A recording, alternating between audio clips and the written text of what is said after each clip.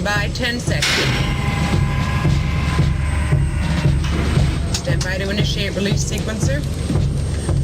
On my mark. 5. We're on express elevator to hell. Going down. 2, 1. Mark.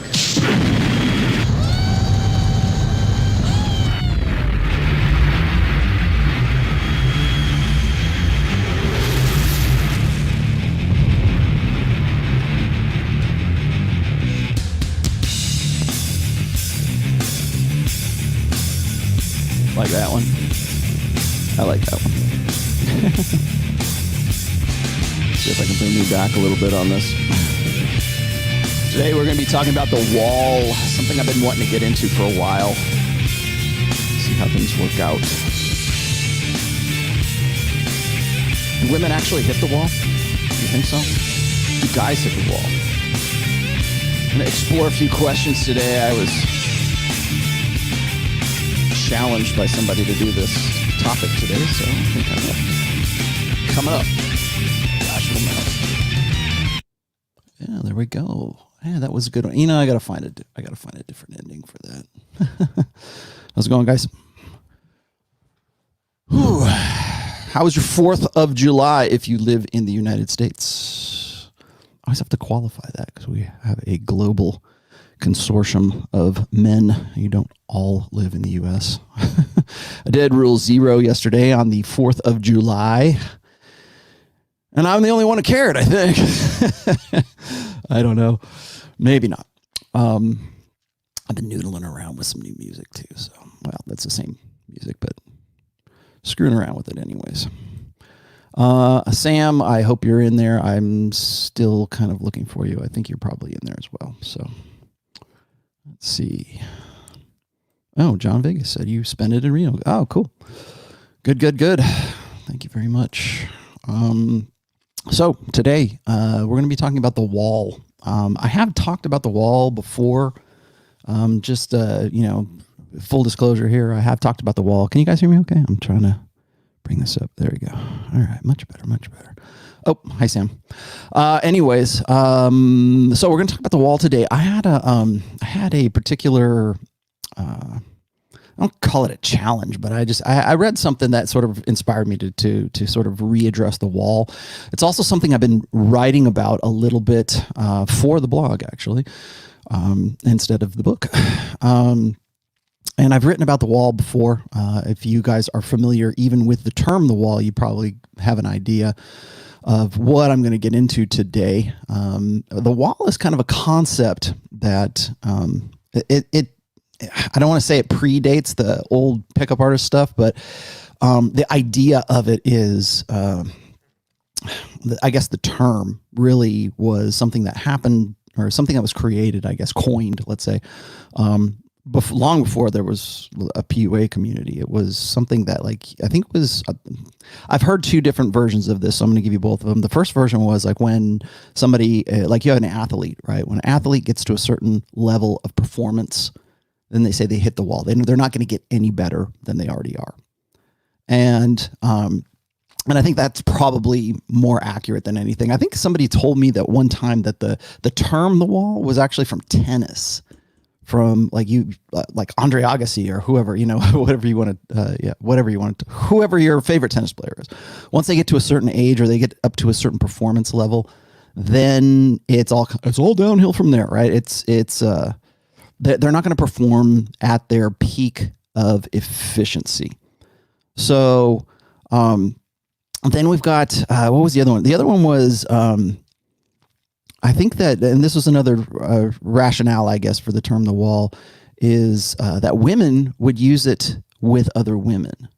And again, maybe this is something that happened in the 80s or the 90s, but like a lot of guys would tell me that they would hear like eavesdrop on conversations with women, and women would use it amongst themselves. They would say, "Oh, she's hit the wall finally. Oh boy, she really hit the wall."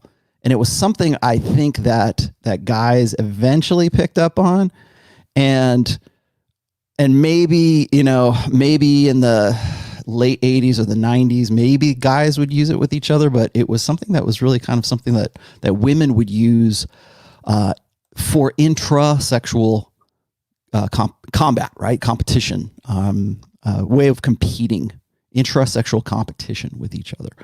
And so hitting the wall was something that I think most women sort of realize on some level of consciousness. And I think it's also something that most women have as kind of like part of their evolved mental firmware, that at a certain age, that it's not necessarily over, but you're less competitive, right? It's the again, the tennis analogy. It's the sports analogy that at some level, at some age, due to some circumstance, that woman cannot compete with her sisters as well as she should.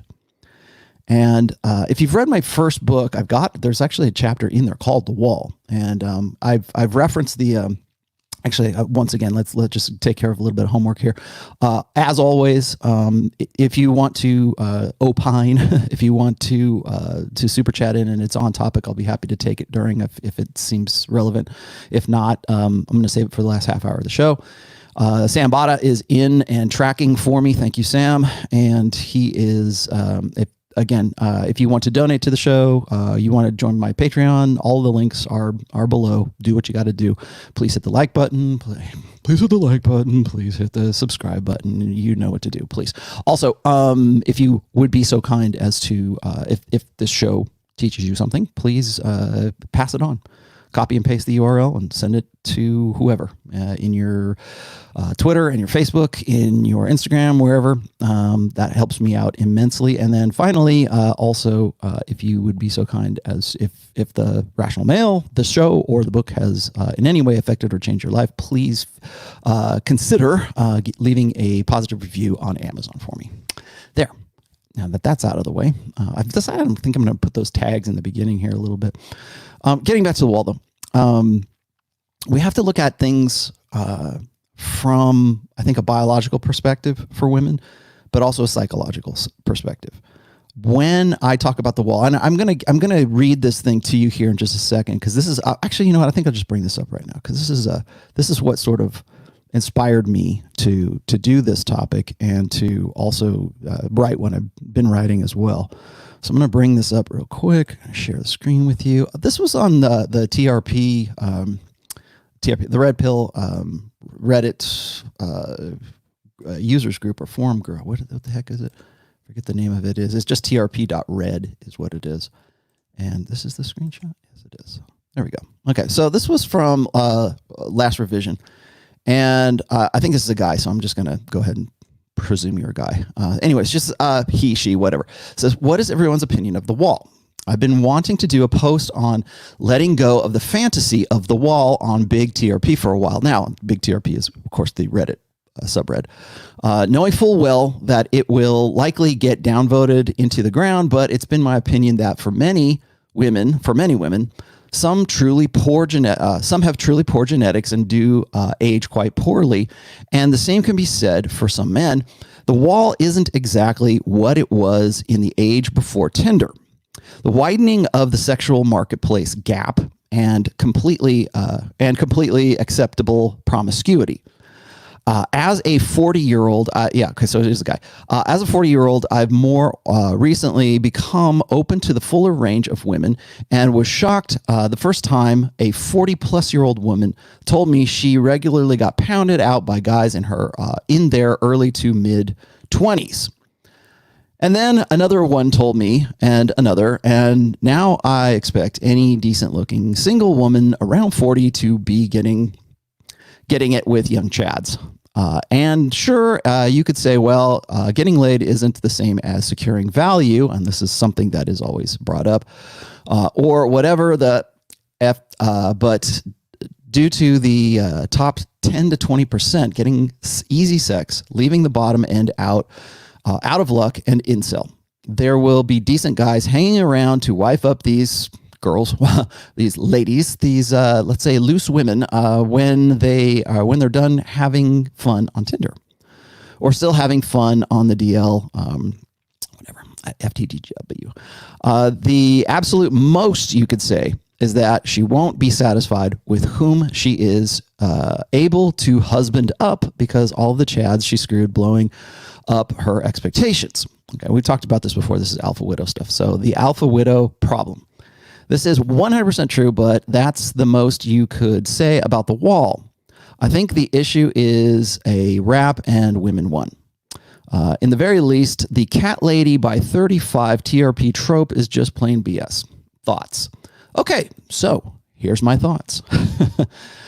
First off, we have to. There's a couple things we have to sort of, I guess, kind of dig out with respect to women's nature, evolved women's nature, and how women are, let's say, acculturated or are socialized in this day and age as well. I mean, just sort of in modern Western society. Excuse me if I'm not addressing exactly the culture you come from, but from a modern Western perspective. So here goes. And this applies actually kind of universally, but it is, at least in my red pill aware belief, that women have sort of this innate understanding as to what their primary agency is in this life.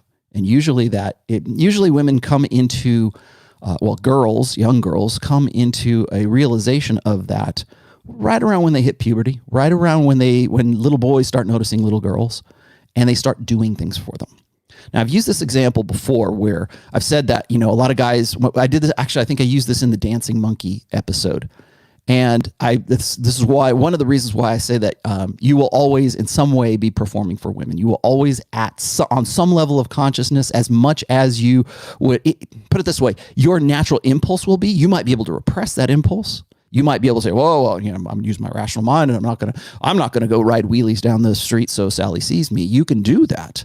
But most young guys have to learn that, right? So they have to go and, when they're in their younger days, when they're sort of in grammar school, maybe in through middle school and through high school for sure, there are things that guys kind of naturally gravitate towards. And one of those is showing off, right? It's trying to find some way to stand out from the crowds, or trying to get women to notice you as a guy. And usually that's has some performance-based element to it. So if it's being the quarterback of the football team, that's one thing. Being smart, being this, being whatever you think your strengths are that women ought to appreciate, that's sort of that is exactly what I call men's sort of innate burden of performance.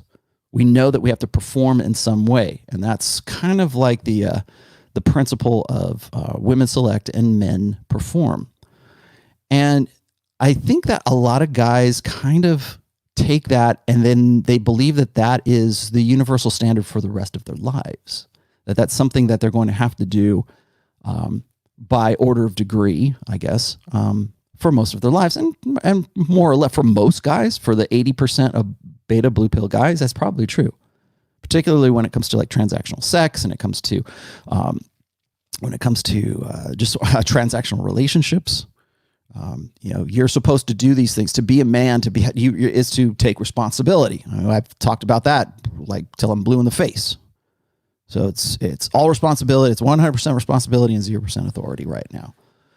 And that's a discussion for another show. But the burden of performance is something that I think guys innately have a recognition of. We innately acknowledge that. And if we're going to stand out from the rest of the crowd, if we're going to be the guy that she wants to reproduce with, then we've got to find some way to make ourselves look like a good catch, right? To make ourselves look like we have some sort of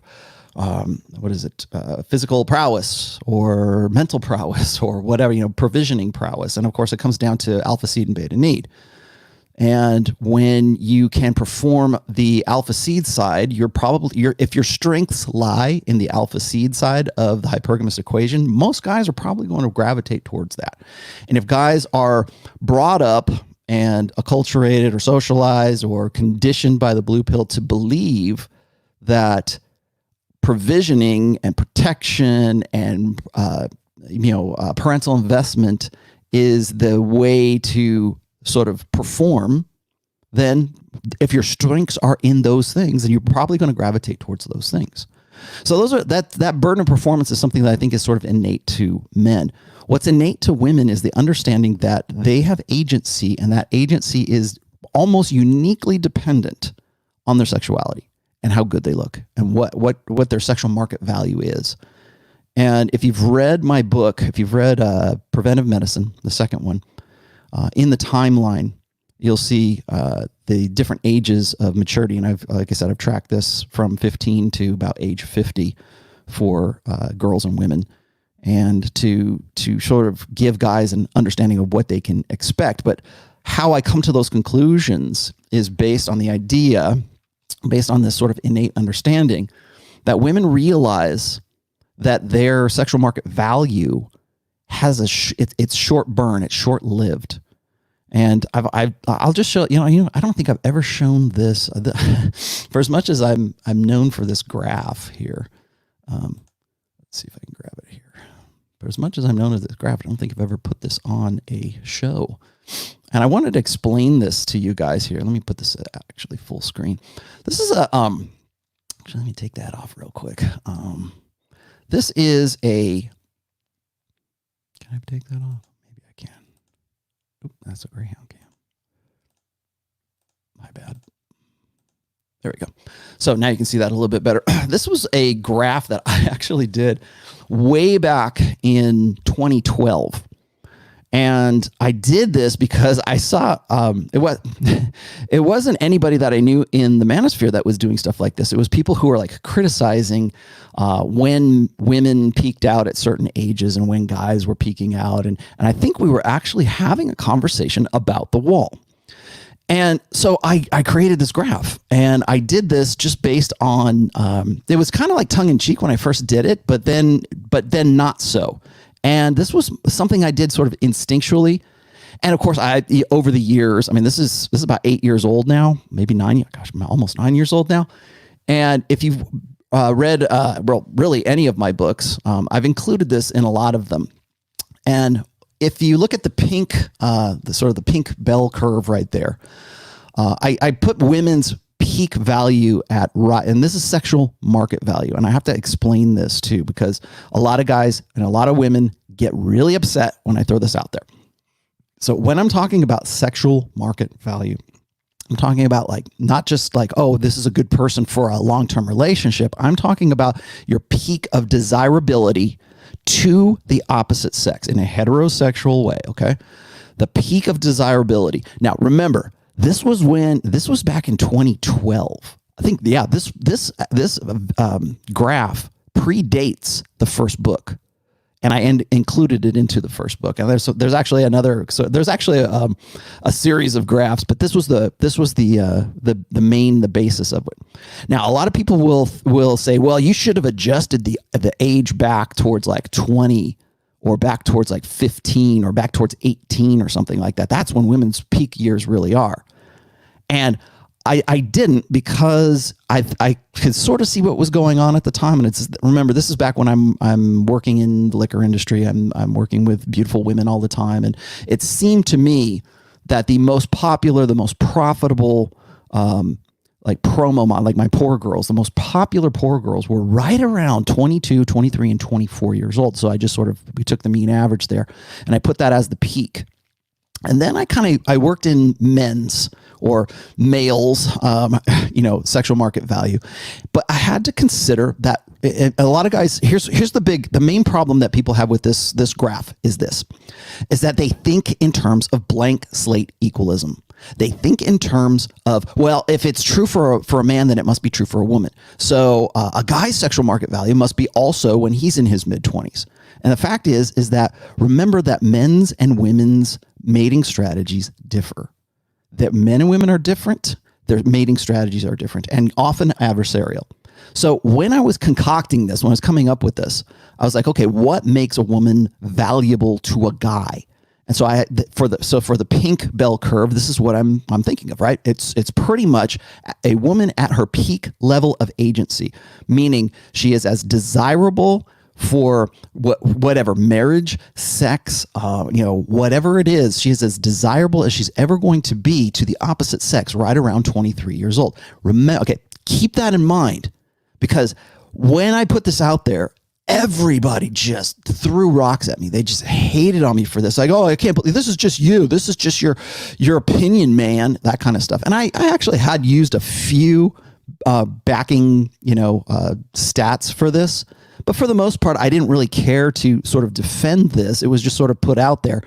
And if you go and you look at like Rational Male, or you look at Rollo Tomassi graph on, you just go and put those in as a search term on Google, you'll find this, and it's all over the place. I mean, it's everywhere, and it's been everywhere for a long time. And had I known, this was going to be so popular, I might have put it on a coffee cup or something like that, or trademarked it. I mean, I guess it's copyrighted because it's in my book, but the fact of the matter is this was just something that I was sort of instinctually getting at the time. And I had a few things that sort of like a few research statistics that kind of back this up. But the problem with those stats is that they never want to, I should say most of the stats at the time didn't want to account for women's physicality as being what makes them the most valuable when it comes to sexual market value. Because when it comes to men, it's not just physicality. It's also, remember, this is for long term. This is like the ideal partner. This is the person that they like. Ideally, men want to get with a woman who is between the ages of 21 and 24. So again, it could be 22, it could be 23. And the reason I know this is because since I did this graph, we've seen, We've seen the GSS, but we've also seen the, OkCupid, the Match.com stats, OkCupid stats, Dataclysm came out. Even Black Label Logic's Gendernomics came out. And if you go and you look at the stats for when women are at their most attractive, when men between the ages of 15, and that's where I started, between the ages of 15 all the way up to 70, men in every age demographic find women of the age of 22 to 23 to be the most sexually attractive. And so I was like, oh man, I'm vindicated. This is great. Here's the stats. Here's the data right here. And so I had to stop for a second, and I go, why is it that people run me up the flagpole for this? Well, back then in 2012, 2013, around then, we're still very much stuck in this blank slate idealism. That what's good for the goose is good for the gander. That because if we're all equal and men are the equal of women and women are the equal of men, then it should be the same. So that was the first thing that people threw out at me. And that's when I kind of got the inclination that this blank slate stuff was really what was throwing everything off. The other thing is of course, we were, even as far back as like 2010, we're very much in a gynocentric social order. So how dare Rollo Tomassi suggest that women of 23 would be more valuable than a woman who is 33, or more valuable than a woman who is 18. How dare you, right? How dare you? How dare you? How dare you? How dare you? And so I for a very long time, from 2012, really right up until maybe 2016, 2017, maybe 2018, I ate a lot of crow. Like people were throwing again. I ate a lot of crap from people for this. But over the years, and I've collected the links over the years, I've had guys send me similar graphs to this based on, like, say, men's level of success or women's sexual marketability or whatever. Like there's so much that I've seen in various, and I had no way of knowing this when I did this, of course.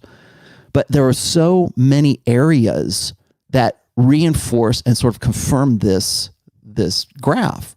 Now, a lot of guys, again, I get it. Okay, so let me just throw this caveat out there because I know you guys are going to say this. Because this is the most common criticism of this is that, well, if this was a different time, then women who were, like, say 16 or 17 would have been at their peak, right? Like if we were in the Renaissance, if we were in the even the 1800s, if we even backed up time, if you went back in time to the turn of the century, like back in the 1900s and stuff. Yeah, of course. Yeah, I would 100% agree. I was doing this from this era. This is where men find women the most attractive.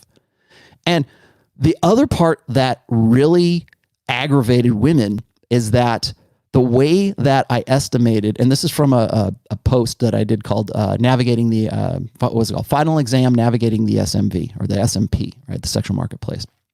And it was sort of like I said, it was a tongue-in-cheek essay that I wrote right around graduation time, and I was sort of mimicking a graduation ceremony speech, like a commencement speech for guys, so that they had this information going out into the wide world, so to speak. And so I was working with this from the perspective that the things that make women's peak SMV are not the same things that make men's peak SMV. And I'll probably end up doing a show as to, I probably have already done a show as to what makes for a man's peak SMV and why I chose 36 or 30, what did I say, 38, somewhere in there.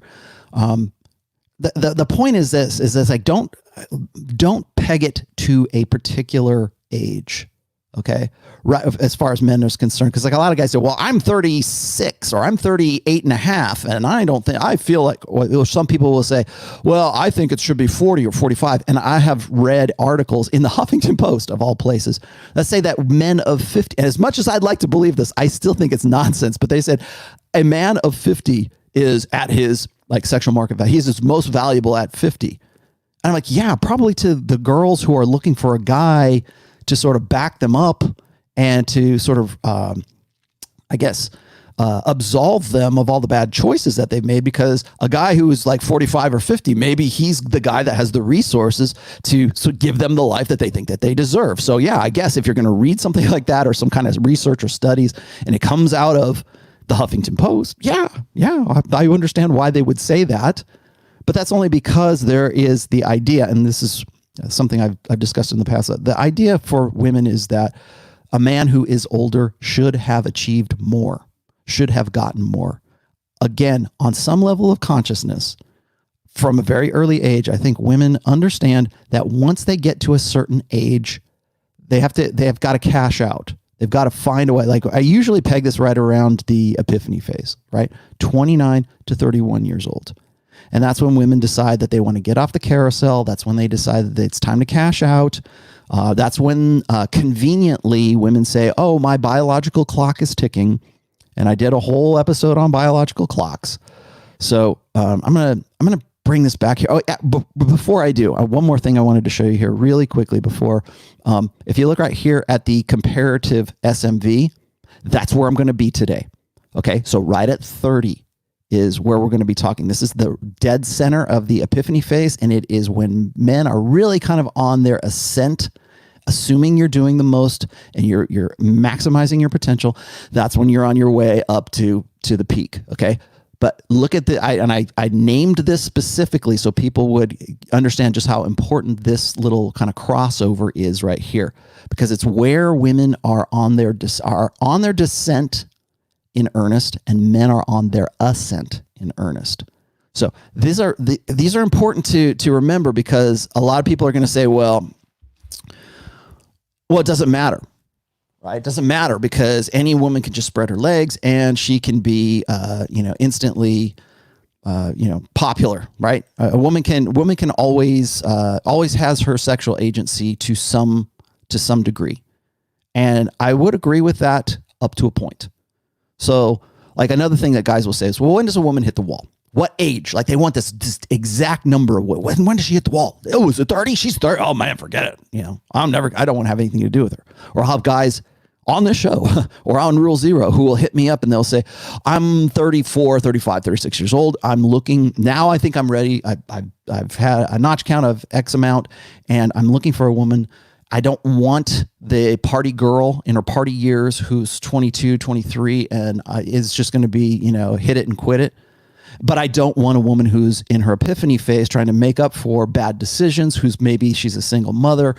Help me, Rollo. Where do I go? Well, I usually tell them this. I said, the time for you to look for a woman is if you're, let's say 34, 35, 36, if that's what you want to do, if you're looking for a long-term relationship, I would say target women in the age bracket of like, say 25 to 27.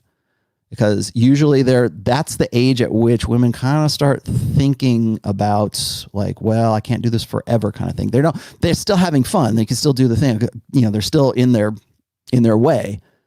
but they don't have the baggage of someone. Hopefully they don't have a baggage of someone, a woman who is like, say, 32 with 2 kids from 2 different fathers, and they're not as sort of flighty or fickle as the women who are like, say, 20 to 23 or 24. So again, this is Western culture. Okay, I'm not saying if you live in another country and it's a Muslim country or it's a Latin country or if it's something different, I get that. But here's the thing: this stuff, the comparative sexual market value, it still works even in those countries. It just works within the context of the societies of those countries. It's just like hypergamy. So when like people say, well, what about, are these women over here more hypergamous than these women over here? And it's like, no, it's always on. It's something it's like a subroutine that's running. How women express it, how women are able to it. And this is also a historical thing. It could be a cultural thing. It could be a religious thing. How women manifest it, how women can, pursue hypergamy. In this day and age, ever since the sexual revolution, women have had basically unfettered, at least in Western cultures, have had unfettered access or have had like a power to choose the direction of the reproductive direction of humanity like never before. But that's because that society allows that. It allows the unfettered hypergamy of women right now. So, well, I'm Catholic. Okay, well, fine. You're still hypergamous, honey. You just are limiting yourself according to social stigma, your religious stigma, your family, lots of other things. It doesn't mean that you're not hypergamous. It means that you're not manifesting it. You're not behaving in those ways because the software is impeding or rewriting the firmware, but the firmware is still there. So I wanted to throw that out there because when I talk about sexual market value, like I said before, when I'm talking about women's peak value years, women get really upset about that because there's this conditioning for women, and I think it starts pretty early, that I think that there's this conflicting conditioning, right? There's the software rewriting the firmware or overriding, let's say. It's still there, right? It's overriding the firmware. I think that little girls, as early as their tween years, understand that they can, that maybe this is the time that they, like that age bracket is when they realize that boys will do things for them. That boys will gladly carry their books home from school, right? I just keep using that illustration. But they'll gladly fix them. They want to be of service. They want to, and as a result, like the prettier girls get more attention than the girls who are not as pretty. This is not rocket science. It's something that's written into the code. So as early as, say, like 10 or 12 years old, when that starts happening, and women mature, girls mature faster than boys. So, and that maturity, that rapid maturity for women, it peaks at about 23 years old. For men have to become, women just are. So that's why I peg men's sexual market value towards their 30s, because that's the time of a man's life. If he has maximized his potential, if he has done the most with himself, if he's made himself his mental point of origin, if he's kept himself as single and he's red pill aware and he understands the nature of the game that he is in and that he is playing, at no other age, I think, at no other age, like say, but besides like 36 through like 38, somewhere around there, will men be hitting their stride as far as sexual market value is concerned. For women, it's different because their sexual market value is predicated on something that is different from a man's. Men must they must build themselves into that, and women just are. So it's not to say that women don't need to take care of themselves. They do. You don't just magically stay in shape or whatever, but the conditions that make that woman as valuable as she's ever going to be at 21, 22, 23 years old, those conditions, only at that stage of her life will she ever be able to maximize it there. So the same thing that I was just saying about like how men, like women, you can certainly maximize your potential. You can certainly get in the gym. You can certainly, be, feminine and sexy and all this other good stuff, like all this classic conventional, sex appeal that we would call it sex appeal, right? All that stuff, that's valuable and women know this from, guys as young as 15 all the way up to 70 or 80 or whenever they've dropped dead. That's the demographic. And I can show you the numbers because it's right there in Dataclysm.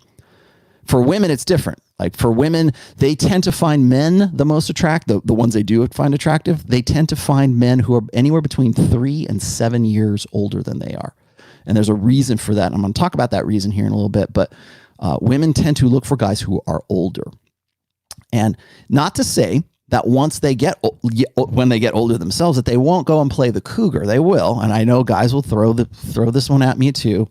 Like I said, last Wednesday, they were sending me stories of this 60-year-old woman who was with a 21, 22, 23-year-old guy. And they're like, oh, look, here it is. That totally disqualifies a wall. I'm like, no, that's apex fallacy right there. Yeah, okay. She looks, for 60 years old, she looks younger.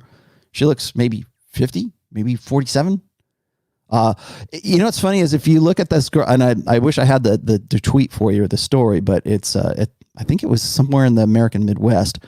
If you look at the woman, the 60-year-old woman who gets with the 22 or 23-year-old guy, I think I'm just gonna say he's 23. Gets with that guy, that woman actually looks younger than Keanu Reeves' girlfriend. And so I can use the same thing, right? I can say, well, Keanu Reeves is getting with this girl. She's younger than him, but she looks way older than him. Does that mean she didn't hit the wall? She got with a movie star. Well, I mean, there's circumstances that are involved in all of this too. When I talk, and this is, I want to, where are we at? We're at 36 minutes. Okay, so what I want to emphasize in this whole show is that the wall is not necessarily an age so much as it is a mindset. So when a woman gets to a particular age, that's when she starts making decisions based on the sort of subconscious acknowledgement that she will not be able to compete as well as she did when she was younger against her younger self. So women will say this, well, I'm 32. Did I hit the wall? I look good. I compete in Fitness America pageants, yada, yada, yada. I'm going to go, okay, great. Yeah, you look hot. I would love to get with you. Or I'd see, excuse me. There's a, God damn it. Pardon me, one second. Yes, it's bulletproof coffee. Waiting for that check. What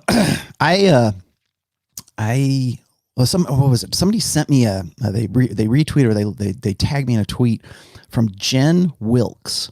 Do you know who Jennifer Wilkes is? Jen Wilkes. Wilke. W-I-L-K-E. And she put out this tweet. And this, I think it was on 4th of July or maybe it was the day before, I can't remember. And the tweet said something like this: I'm so ready for a real date now. ... Now, she's got her own OnlyFans account, and she does look good. Don't get me wrong. She is a hammer. She is smoking hot. Great body, nice looking face. And I know what you're going to say, John from MLD. I know where they're going to go with this because you're going to say, well, she's using that face filter, whatever it is. Yeah, she probably is. But I'm like, where have I heard that name before? And I know I had heard it from somewhere before, like she'd been a model or something. Maybe I picked it up like back in the early like 2010s, like maybe in 2012, 2013. I'd heard that name before. And I thought maybe it was like somebody I'd known from the liquor industry. And it wasn't, but she was a Playboy playmate. She was a centerfold. And she does kind of softcore stuff. She does like modeling stuff. She doesn't do like hardcore porn or anything like that, as far as I know. I know she has an OnlyFans. I know she has pretty much made her living off of being beautiful, right? That's her gig. She has professional shot pictures, and she's a good-looking girl. She's also 36 right now. And I'm like, of course, I got all cocky and said, you really got to sell me a little bit better on just like, I need a real date right now. And then I said something like, okay, well, at 36, I'm sure you are finally ready for a real date, right? I'm finally ready to fall in love. Here we go. Come on, guys. And as you might predict, and as, who is this guy's name? I forget his name now. As last revision was saying, is women can have whatever they want for as long as they want. And I think the challenge of this is that he was saying, and I kind of agree with this because I think technology has sort of changed things, like the New Order, right? The New Order technology has changed this up. So a woman as old as Jen Wilkes, she still looks good. Obviously, she probably has a good chunk of change. I don't know what she's worth. Somebody will probably look that up and tell me. But she's 36, okay? She still cannot, okay, she cannot compete with her 26-year-old self. So you just, dial it back 10 years. So let's be 2010. Or could she compete with herself at 21? Is she more intra-sexually competitive with other women at 21, at 26, at 36? And right now, if you go and you look at her, she looks fantastic. Yes, she's very much, she knows what makes her valuable. And that's her looks and her boobs and everything else. She looks good. But even as good looking as she is, she still had, I believe that all women on some level of consciousness realize that they will not be able to compete with women who are younger than they are. Because that's what men select for. We select for fertility and beauty. And that comes with youth. So when I think the proper term is neoteny, I think it's human beings, just human beings in general, but we tend to be more attracted, or we tend to be more, I guess, we'll say lulled into a false sense of security, right? We tend to be more attracted to features that make someone look young. Or some symmetry, but also symmetry that makes like big eyes and little nose and little ears. Like that's why we like babies. That's where it comes from. Like neonatal, right? That's why, like when we see a little kitten, we go, oh, it's so cute. We don't do, I mean, maybe we like cats too, but when we see a kitten, we go, oh, look, a kitten. Or a puppy. Oh, look, it's a puppy. And we tend to like that little young puppy, maybe a little bit better than the older, more mature adult dog. We still love the dog, absolutely, but we tend to go, or it. I don't know if this is true, but I would like to know if it is true that when women see babies, or when women see like a puppy, or they see something cute, like a little cute, like have you guys seen The Mandalorian? If you've seen The Mandalorian, you know what I'm talking about, because there's Baby Yoda is in there. All of the features that are on Baby Yoda, big eyes, big ears, little face, like that kind of stuff, that's neoteny. And we tend to be like human beings in general, tend to be male or female. We tend to go, oh, look, a little baby. It's cute. That's where the word cute comes from. Oh, look. So it makes me wonder if there's not some kind of endorphin trigger when we see something like that. We go, oh, look. And it doesn't even have to be like, oh, I mean, it's like, it's not fight or flight, right? I mean, we just see it. Maybe it's oxytocin, maybe, I don't know what it is. When we see something, whether it's fictional or maybe it's a little kitten or a puppy or whatever, we tend to have feelings towards that thing, or whatever. Like we want to protect it, or, oh, look, let's hold a little kitten kind of thing. And I think that a lot of that, for women, of course, it's protect the baby. Hold the baby, protect the baby. It doesn't matter if it's a human baby. It could be a cat baby. Right? I think for men, there's still that protective instinct. Obviously, I think men have a protector instinct for women and children. That's an innate thing. But I think that when men are looking for like breeding potential, they're looking for, and I'm not saying they're looking for little kids. I'm just saying they're looking for youth. They're looking for sexual viability. They're looking for reproductive qualities. This is all Red Queen kind of stuff. Or am I getting that right? Maybe I'm getting it right. It's looking for youth and fertility. And I think that on some level of consciousness, women realize that their peak years are going to be right around 20, 21, 22, 23 years old. That's why this is the joke, right? There's a reason why they call the store Forever 21 and not Forever 41. There is a reason why the cosmetic industry is a multi-bazillion dollar juggernaut. And it's not because women want to look older. It's because women want to look younger. And I realize I'm probably stepping over into Jordan Peterson territory, but this is I know where he got this. So when you see a woman in a red dress, it triggers something, right? When you see women with the blush, when you see women do the makeup, everything, even for old women, even for women in their 60s, like the one you guys showed me. Look, here she is. Here's your example. Here's a 60-year-old who can get with a younger guy. She did not look like a 60-year-old. She had her hair was dyed, it was blonde. No 60-year-old woman of that age, or wherever she was, still has that blonde hair. And if she does, she's still got streaks of gray running through it. She's had the makeup on. She had everything else because she wanted to look younger. It's the first thing out of my mouth. I said, she looks like she's probably about 50, maybe 47, somewhere in there. Looks younger than Keanu Reeves, girlfriend. And why? Well, because up to 60, up to 70, my mom, who is 8, she'll soon be 81, still puts on makeup. She's in the assisted living, place, and she still puts on makeup. She wants to do her hair and mousse and everything because it's this instinctual thing. And women will say this, they will go, well, we always do that. That's just what you wouldn't want us not to. Well, you're right. But what's the latent purpose of you putting makeup on? To look younger. Even when hope against hope, you're not going to attract men, you'll still put it on because that's just the social norm. And the social norm is to try to look younger than you are. And that's why cosmetics make a lot of money and will always make a lot of money. That's why push-up bras work. That's why, certain dresses work. That's why swimsuits work. That's why lingerie works. All this other great stuff. So, but again, all of that knowledge, all of that foreknowledge, all of that sort of take it for granted kind of rituals that women do, all based on one thing. That they know that at some point in their lives, they're going to have to attract a guy and reproduce with that guy. And at certain ages, they are more able to do that. They're more able to compete than they are at other ages. And age is the number one thing that sort of separates the girls from the women, right? Why do you think it is that, and maybe I'm going to show my age here a little bit, but why do you think it is that it's in the past and probably still now? Why is it impolite to ask a woman how old she is?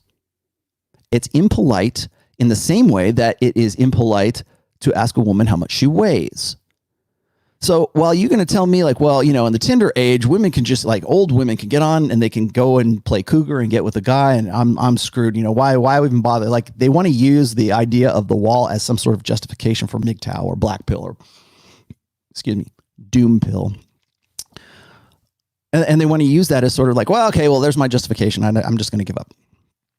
Well, you have to understand what the wall's about. The wall is not necessarily about the physicality of that woman, because there are plenty, and I see them at my daughter's college. There are women who are 22, 23 years old who we would say are in their peak years and they're overweight. Lots of them are overweight. What was Drew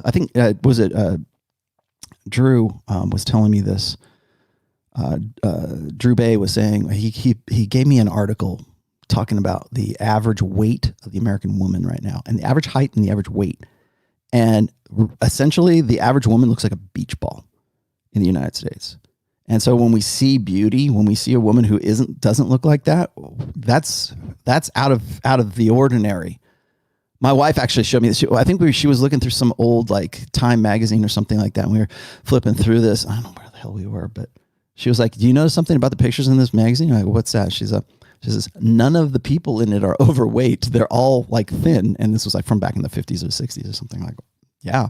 And I'm sensitive to that now too, because I look at that and I say, well, the average American is 68, 60, 70% of people in America are overweight or morbidly obese. 33% of those are morbidly obese. So yes, when you are 23, 24 years old, you can hit the wall when you're 24. You have a kid out of wedlock at 24. You try to lock down the alpha Chad and he doesn't want to commit and you have the child anyways because you thought he would. All these things, all these factors build into whether that woman has hit the wall. So just because I'm saying Epiphany Phase right there is about where women usually hit the wall, 29 to 31, somewhere in there. I don't say that because of physical things specifically. I say that because that's when mental acknowledgement happens. And I think the reason for that is this, is that I think that on some level, on like the lizard brain level, women realize that at that age, that's when they're going to be at their most powerful, at their most sexually selective. When you look at like those two peaks, like sexual market value peaks for men and women, that's when men and women, like women at 23, men at 36, 38, that is when they will be at the peak of their sexual selectivity. So it's not like, well, you know, I was in way better shape when I was 24 than I was at 34. Well, that's on you, brother. And then second of all, yeah, that might be the case, but what do you have? What have you built into your life? What have you become? Remember, men must become. What have you become since you were 24 and now you're 34? Did you make partner in the law firm? Do you have your own business? Are you done with your residency and now you're a doctor or cert? I don't know, whatever you are. What did you do to maximize your potential? Well, guess what? Once you get to be 36, 38, wherever it is, that's when you will be at your most sexually selective. And that's what pisses off a lot of people when it comes to the red pill. Because I tell guys to say, you know what? Hold off from monogamy until you get to at least 30, maybe 32. And even then, don't get married if you're ever going to get married. Like I always say, just here you are, doom pillars. Don't get married. Now that that's out of the way, if you want a long-term relationship, or if you're looking for something that's a little bit, you know, more involved than just hit it and quit it or spinning plates, which you should be doing through your 20s. But if you want something more serious, if you want to get into, you want to have kids, maybe you want to have a family at some point, you will be in a better position to better judge of character, better understanding of the red pill, better understanding of women's nature, in a better spot because you've become something more than you were when you were 24 years old. That's exactly why women select for guys who are older, because on some level of consciousness, women realize that it takes time. Men mature slower than guys do. So the joke is this, right? You don't become men don't become men until they're 30. Like now that's a joke, right? Maybe back in, 150 years ago, it was, well, men become men at 20, but now it's because of necessity and we live shorter lives. Yeah. Okay. Move the graphs around. I agree. We should. That's not how it is now, but that's how we were. So when you get to that certain point, when you're on your way on your ascent as a guy, that's when it's important to realize that you will be in the best position of sexual selection than at any other time. That's when women expect you to have made something more of yourself. I talked about this in a mature man game. I think we talked about that. I talked about that one before. Like guys who are a little bit older, like guys who are in their 40s, let's say, or guys who are in their late 30s, early 40s. There is an expectation. Again, this is something that I think is innate in women because according to statistics, women are looking for men who are anywhere between 3 to 7 years older than them as a long-term partner, let's say. So if that's the case, why we have to understand, well, we have to ask, why is that the case? Well, it's because women know that men must mature and they must get to that point. Once they get to that point, there's an expectation. I think this is maybe it's like a psychological thing. There's an expectation that a man who is 38 years old has made more of himself or understands more about the world or has this kind of like fatherly wisdom. Like you're an older guy. So therefore, if you got to that ripe old age, you must have done something. You survived this long. You have a house. You have this. You have that.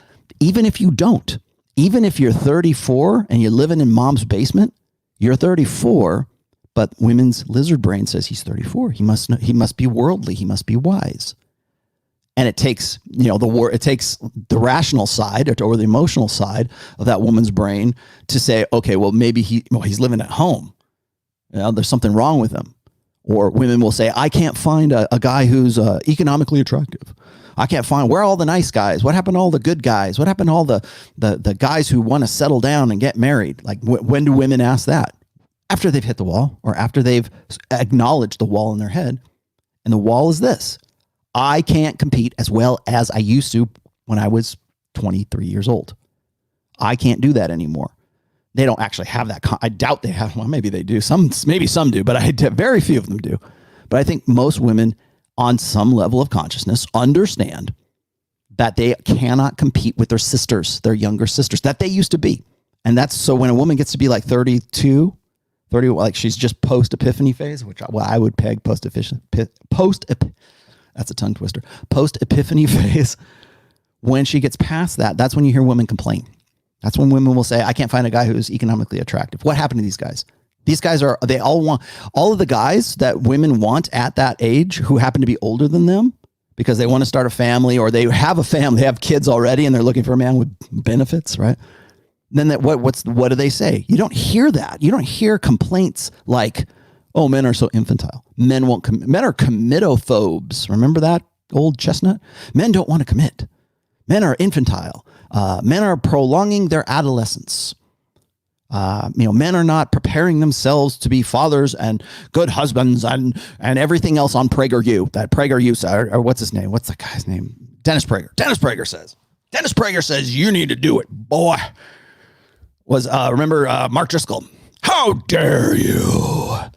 That's how dare you not prepare how dare you not cater your life to the women who are going to be ready for you when they're 31 years old? How dare you?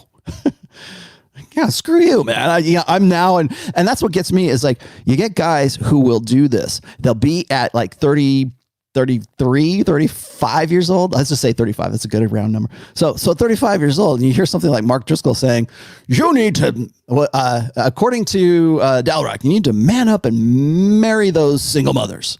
And here's our single mothers ministry, and take your pick, boy.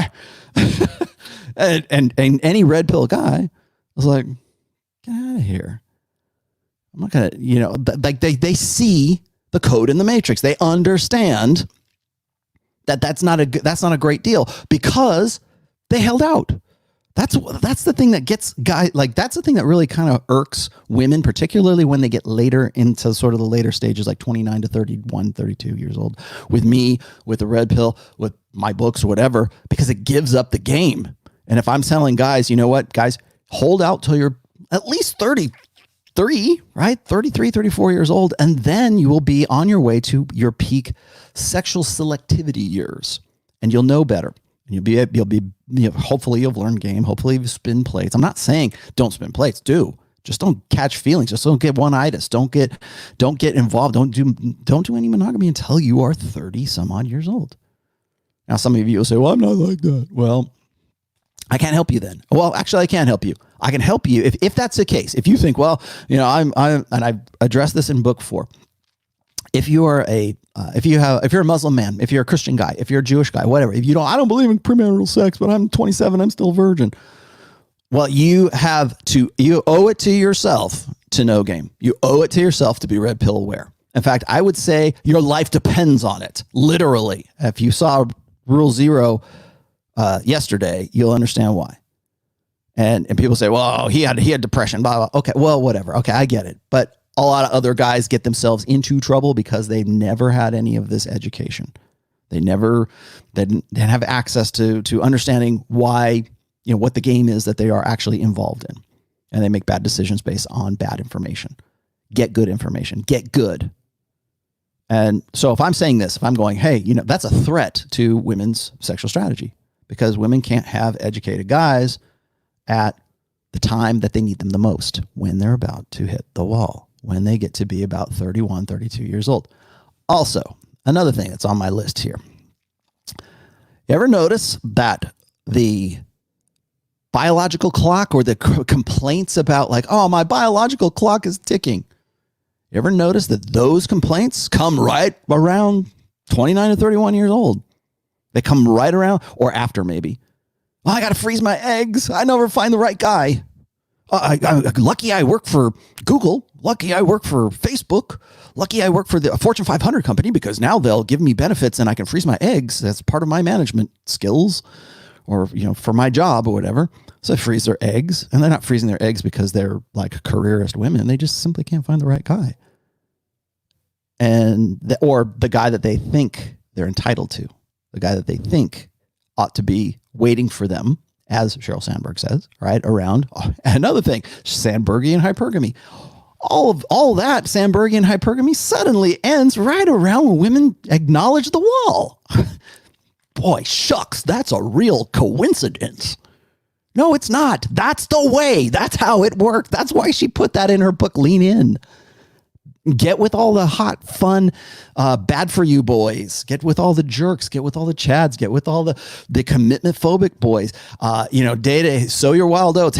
Live like a guy, right? That's what because we're all the same. So go ahead and live like a guy. But don't worry, when you get to be 30, there'll be a guy just waiting there for you. Not if I can help it. Not if the manosphere can help it. They're going to be educated guys. And even if I wasn't around, there'd still be guys who are educated enough to realize that this is a raw deal. In fact, that's what I should have I should have titled this episode Raw Deal. Raw Deal. Yeah. Okay. Look at the chat. Sorry. God damn it. Hang on one second.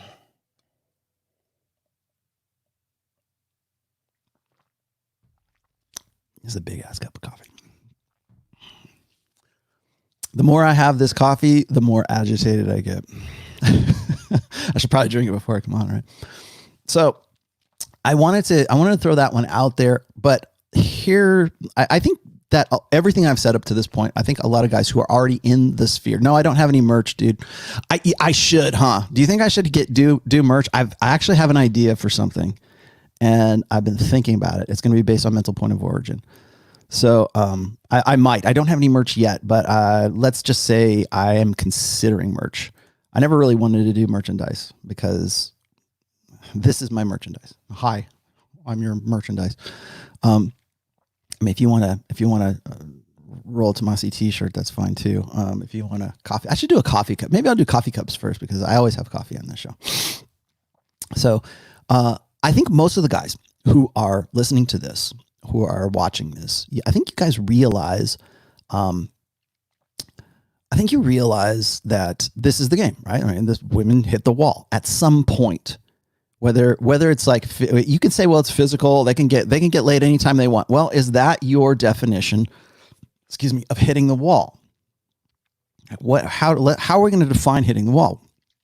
The way I define it is that a woman who is at a particular age acknowledges either sort of subconsciously or consciously that she can no longer compete with her younger self or her younger sisters or the next crop of hot 21-year-olds, getting with guys in the foam cannon party in Cancun. There you go.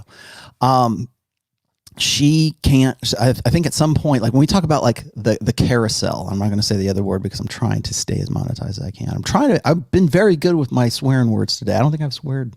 I'm not any bannable offenses, not any demonetizable offenses just yet. However, I think that at some point women realize that their only real agency is their sexuality, and that is perishable and it decays. Just as I showed you the graph, right? The pink graph when we got down to comparative SMV, right? At that point where the man's on his way up and the woman's on her way down, there is a point at which women have to start focusing and reprioritizing things. It's not that women don't want to still get with the hot guy in the foam cannon party. They still do, but I think on some level of consciousness, they realize that is not as forthcoming as it used to be, as when they were 21, forever 21, when they were on spring break, when they were in college. I was so much crazier in college, but now I've changed. Now my journey of self-discovery is over. You ever hear that? Or it's, well, women, they'll say, well, I'm finally settling down. I want to get right with God. This is I guess I can give you a brief epiphany phase thing. The epiphany phase is when women realize, like I said, on various levels, whether it's consciously or subconsciously, they realize that they can't compete. And I don't necessarily want to say that the epiphany phase is always the wall. It could come before, it could come after, but right around then is usually when it happens. And they say, well, I can no longer compete with my sisters. I got to find a guy. I got to settle down. I got to find the good enough guy. And here's where I'm going to agree with revisionist. Okay. I think that due to the internet, because of our new order, because of our new information, because we are now in a global sexual marketplace and not in a local sexual marketplace, that yes, women have, like young women to, let's say, mid-30s women, maybe even a little older, have a sense of entitlement. They have and Here's your vocabulary word for the day. They have hubristic. And I think that the online culture of having access, like I said, we have 100% 24-hour access to news, to social media, everything. So how does that affect a woman's, like, I've said this before about like young men. When I talk about the Lost Boys, and I said that, I forget the meme, but it was like kids in their 20s right now are the first generation that have been brought up on the internet. They've been brought up on Tumblr. They've been brought, like, this is for guys, Tumblr's, social media, Reddit, Twitter, Pornhub, whatever, all that stuff. Like, and they've like, oh, it's this great thing. We're finally been socialized and acculturated in a global, in a global marketplace, or in a globalized, way. It takes a village. No, it takes a planet, right? We're going to raise these. This is the next generation of boys. They're out there pulling down statues or doing whatever they are doing because they don't know what to do with their purposeless lost boys generation. Well, that's the males. What about the females? What is this generation of females who've been brought up on that same internet culture, on that same stuff? Yeah, you're right. Women think that they are owed the world. They think that they're entitled to Chad Thundercock, right? They think that they are entitled to optimized hypergamy, like completely idealistically optimized hypergamy. So alpha seed, beta need. Oh, and if they can't find it in one guy, they will find it in two, and they are owed that, and they will not hold. They'll hold out. I read this as far back as 2009, 2010, and this was from an author. Her name was Kate Bollock. She wrote a book called Spinster. And Spinster came out in, I think, 2011 or 2012, and she was really kind of rubbing elbows with Hannah Rosen. And if you saw the Dutch documentary that I was in, Hannah Rosen is in that too. And Hannah Rosen sort of made her as a writer anyway. See, I think she wrote for The Atlantic. Actually, I think both of them wrote for The Atlantic. Maybe that's how they know each other. But she wrote an article and then a book called The End of Men back in 2010. And I was real vocal about that. But a lot of the stuff that she said was true. And it came to pass. And it came to pass because we have this social media. We have all this stuff that's going on right now. And of course, she was making the case that men are obsolete. Like, well, we don't need men anymore. And she was right. Women don't need men anymore for what they used to need them for, which was provisioning, which was for protection, which was for parental investment. Because now women, if they don't do it themselves, they've got other resources. They've got safety nets. They've got, stipends and advantages that men don't have. So when I see these articles today in 2020, just bemoaning that men aren't living up to their expectations, or men are dropping out of the sexual marketplace, whether that's the doom pill or whatever. When I see that, I go, yeah, because, and of course, what do? We go and we talk about, oh, well, these guys, they're not living up. Well, they're not living up to your old order expectations. Your old order expectations were the Sandbergian plan for hypergamy. You need to be, you need to have become, remember, men must become. You need to have become by the time you get to 30, and you still have to be young and dumb and stupid and uneducated about your blue pill conditioning that has led you to this point, and be ready to forgive all the youthful indiscretions for the woman who is now getting into her Epiphany Phase and wants to get right with God and wants to say, well, my journey of self-discovery is over. I'm so glad you're here. You were here all along. I'm totally in love with you.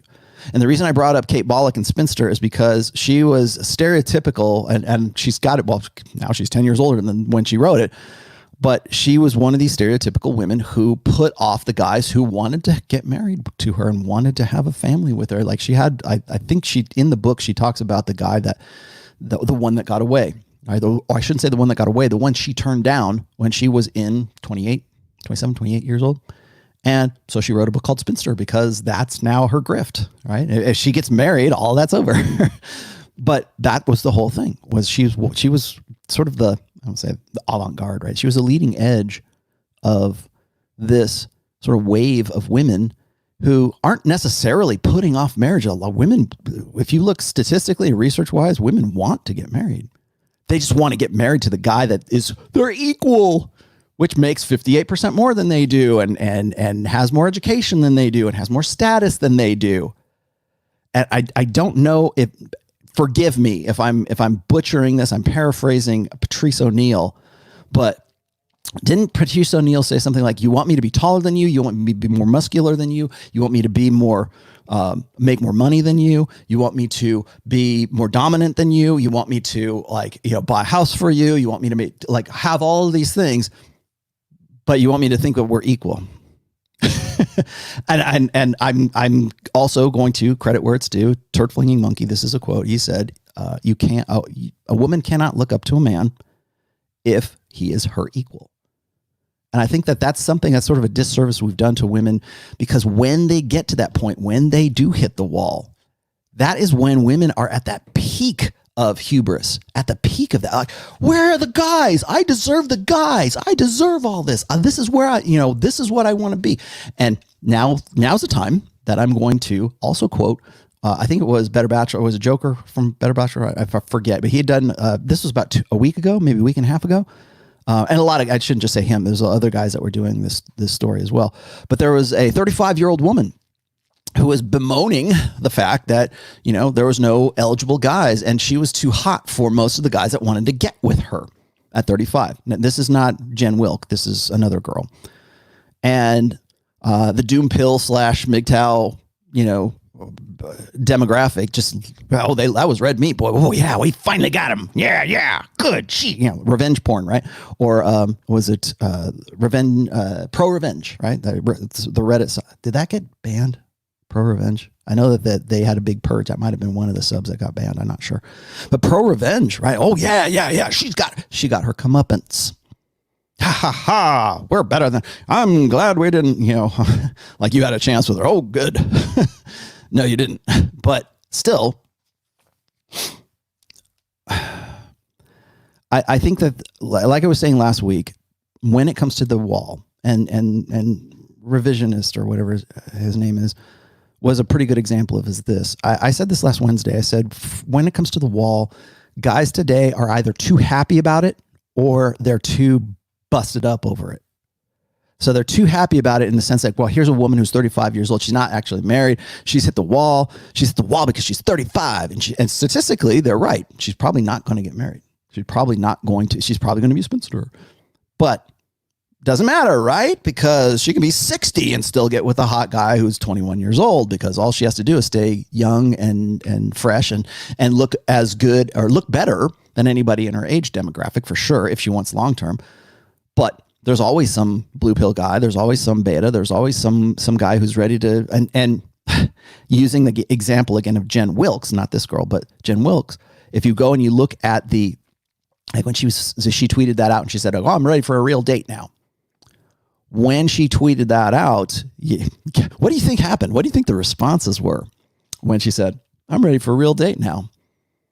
First of all, how many retweets was it? And I retweeted it, but I was like, well, you're going to have to sell me better than that. I was just trying to throw game out there so guys would get an idea of what I would say if I was in that position. But there's these guys that every damn response to I'm ready for a real date now, they were like, you're so pretty.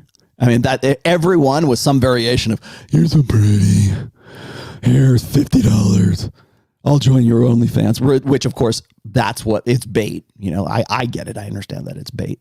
But if you go and you look at the comments and the hundreds of comments that are after it, it's all guys going, oh, I wish you lived closer, man.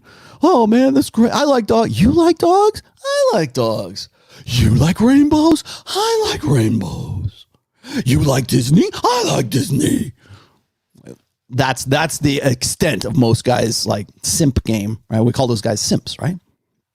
Well, guess what?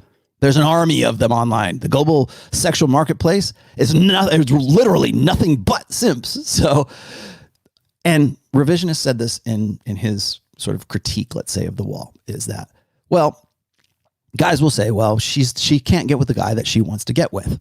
And you're right too. You're also right about that.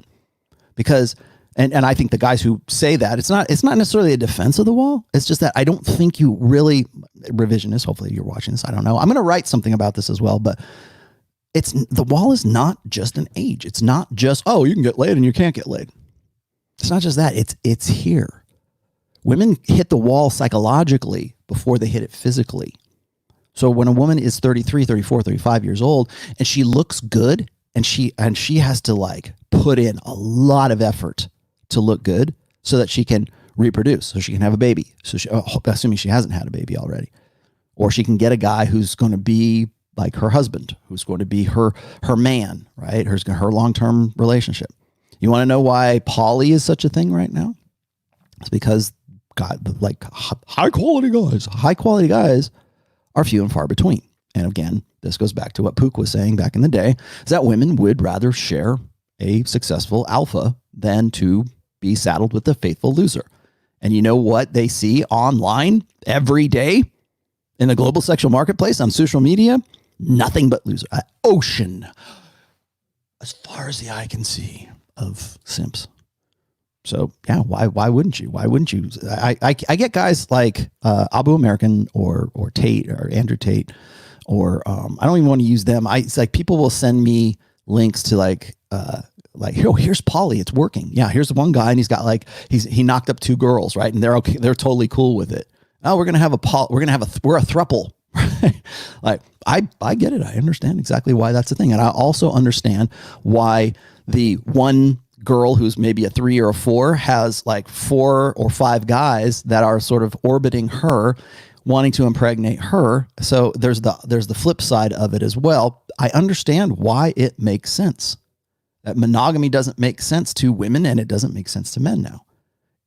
Being a throuple might, being in that, that poly love circle of 4 guys and 1 woman, for beta male guys who don't have any other opportunity. Yeah, I'm sure that seems like a really great idea. Oh man. Okay. Hold on one second. I'm going to get to you guys. I know I've been really remiss in my thing, but I got to give this guy a good one here. Thank you for the $100, my friend. Look, guys, the topic is helping us to use this tool in understanding where women mental and social states are. Mental and social states are. How are you going to build yourself to take advantage of this tool? Don't complain nor explain why it's so tough in the SMV right now. Be your best. Well, thank you, Dorian, very much. So I'm going to sort of riff on that for just a second here. Is, again, as I was saying at the beginning of this show, men must become, women just are. And I think that a lot of guys, like even in the doom pill communities, it's all about, well, she has the most power and they feel powerless. So when a woman who is 23 has an OnlyFans and how old is Delphine, Belle Delphine? How old is are the girls who are like selling jars of pee? How old are the girls who are the most successful girls at webcamming or at and I realize, yes, there's older with, Rich Cooper showed me one with a woman who's 68 years old with her OnlyFans. I get it. There's niche stuff, there's fetishes, but like the demographic of women who are the most successful at OnlyFans or whatever, at those either softcore or hardcore, whatever, who are the well, yeah, probably the women who are in the zone, are at their sexual market value peak, or they're somewhere around there. They don't necessarily have to be that way. Sometimes they get thrown off. But when we see a really hot girl, and she doesn't even have to be all that hot, she just has to be sort of like our kind of hot, our fetish hot, our quote unquote preference hot. I really got to do a show on preferences. If she fits that bill, like I think that's the most laughable part, and this kind of factors in here with the wall, is that guys will get with anything. Eventually, will get with anything. They're going to gravitate towards the women who are 23 years old and hot and young, neoteny, right? They have to look like they're in some way sexually available, and they at least present the appearance, that there's a chance, there's an outside chance that a loser like me can get with her. But she has to at least trip some of those attraction arousal cues for guys. And that's not hard for women to do, particularly now.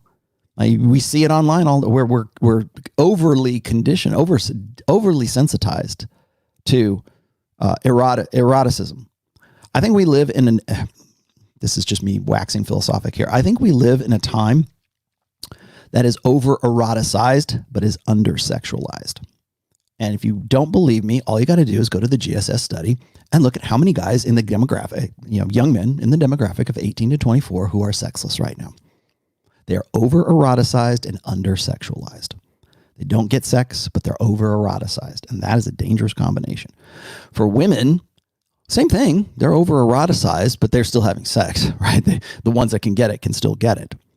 So you could say, well, okay, she's 38 years old. She can go start her OnlyFans. She still looks good. Like what the reason I used Jen Wilk today on today's examples is she's 36. So by age, if we're going to say, well, she's past the wall. Well, she's not past the wall physically. She looks good. Guys will want to get with her.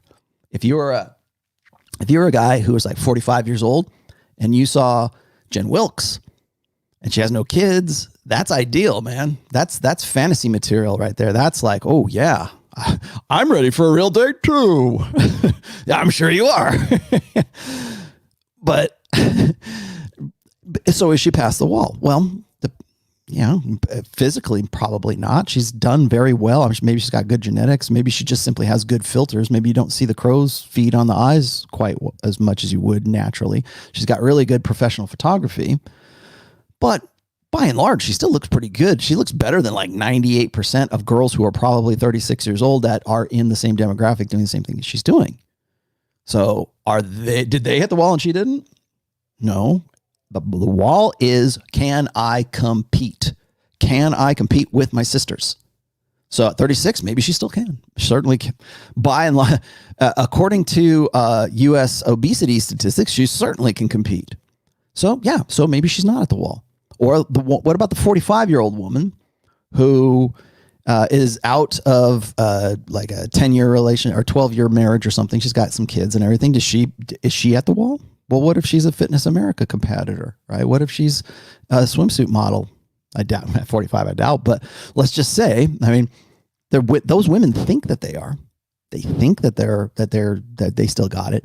I've said this also is if you're with a woman and she's getting to be about 30, 38, 39, older than Jen Wilkes, right?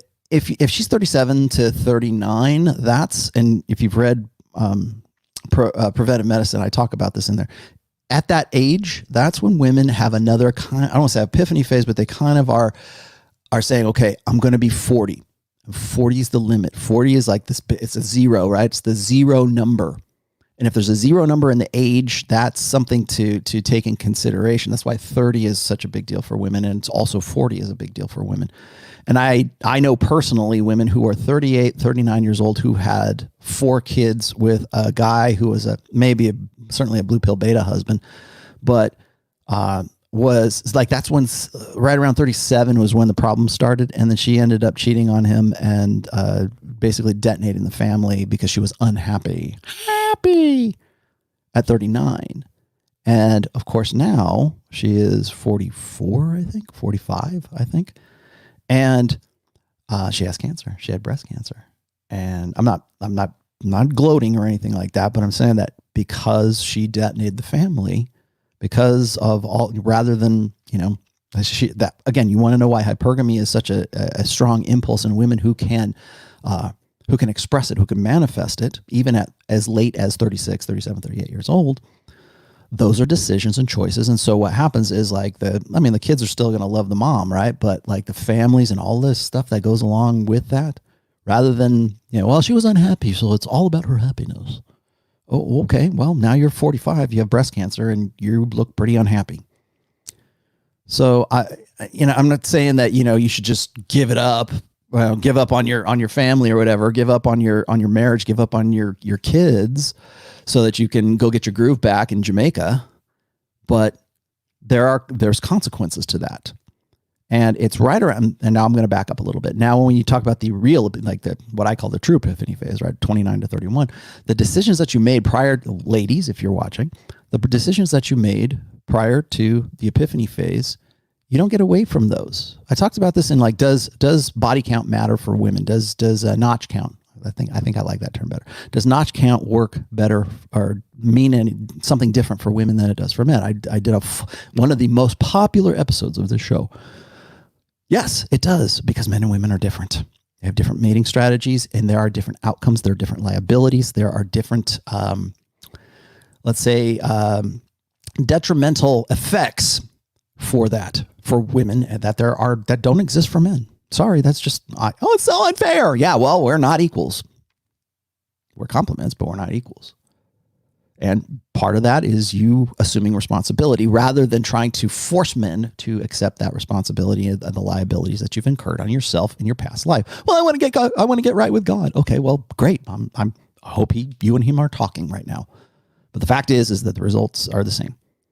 And guys who are at that age who can see that and understand what those liabilities entail, don't give them any grief when they hesitate. Don't give them any grief when they go, you know what, not my cup of tea. No, I don't want to marry a single mother. No, I don't want to, I don't want a carousel rider. I would like to have a girl who's 25 to 27, 28, somewhere in there. Sorry. You have standards. How dare you? Well, sorry. Yeah, I do have standards because I want to live the best life that I can, because I have to be something more than I am. So when it comes, I'm going to see what else. I think I hit everything on my list today. Oh, here's the best one. Okay. I have to get this one out. So let's see, I've already talked about Fempowerment. Let's see. Okay. So here's the last one. Here's the last bit. And then I'll go to super chats here. I get this all the time, and I wanted to read this part because it's very, very important, because I think a lot of people think that the wall, or like reinterpreting the wall or criticizing the wall, is something new and novel. It's not. We've been talking about this for a long, long time. And it's a concept, and I still think it's valid, and I still think it's necessary.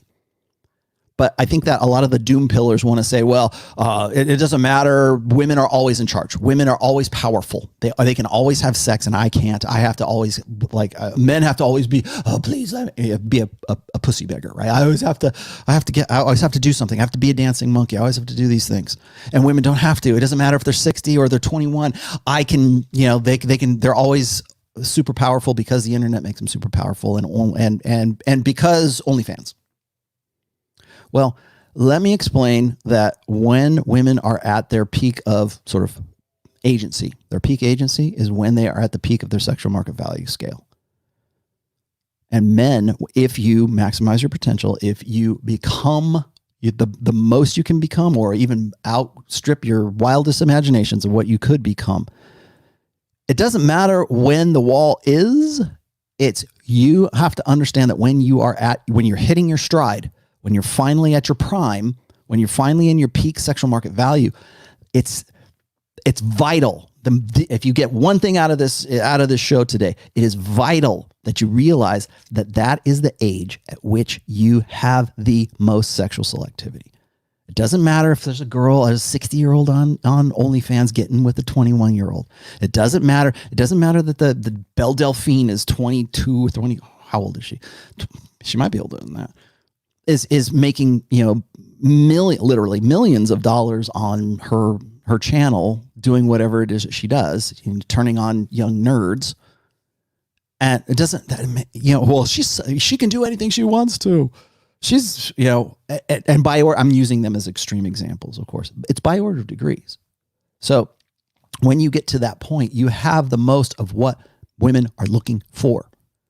They're looking for that maturity. They're looking for a guy who has maximized his potential. And you know how you fail?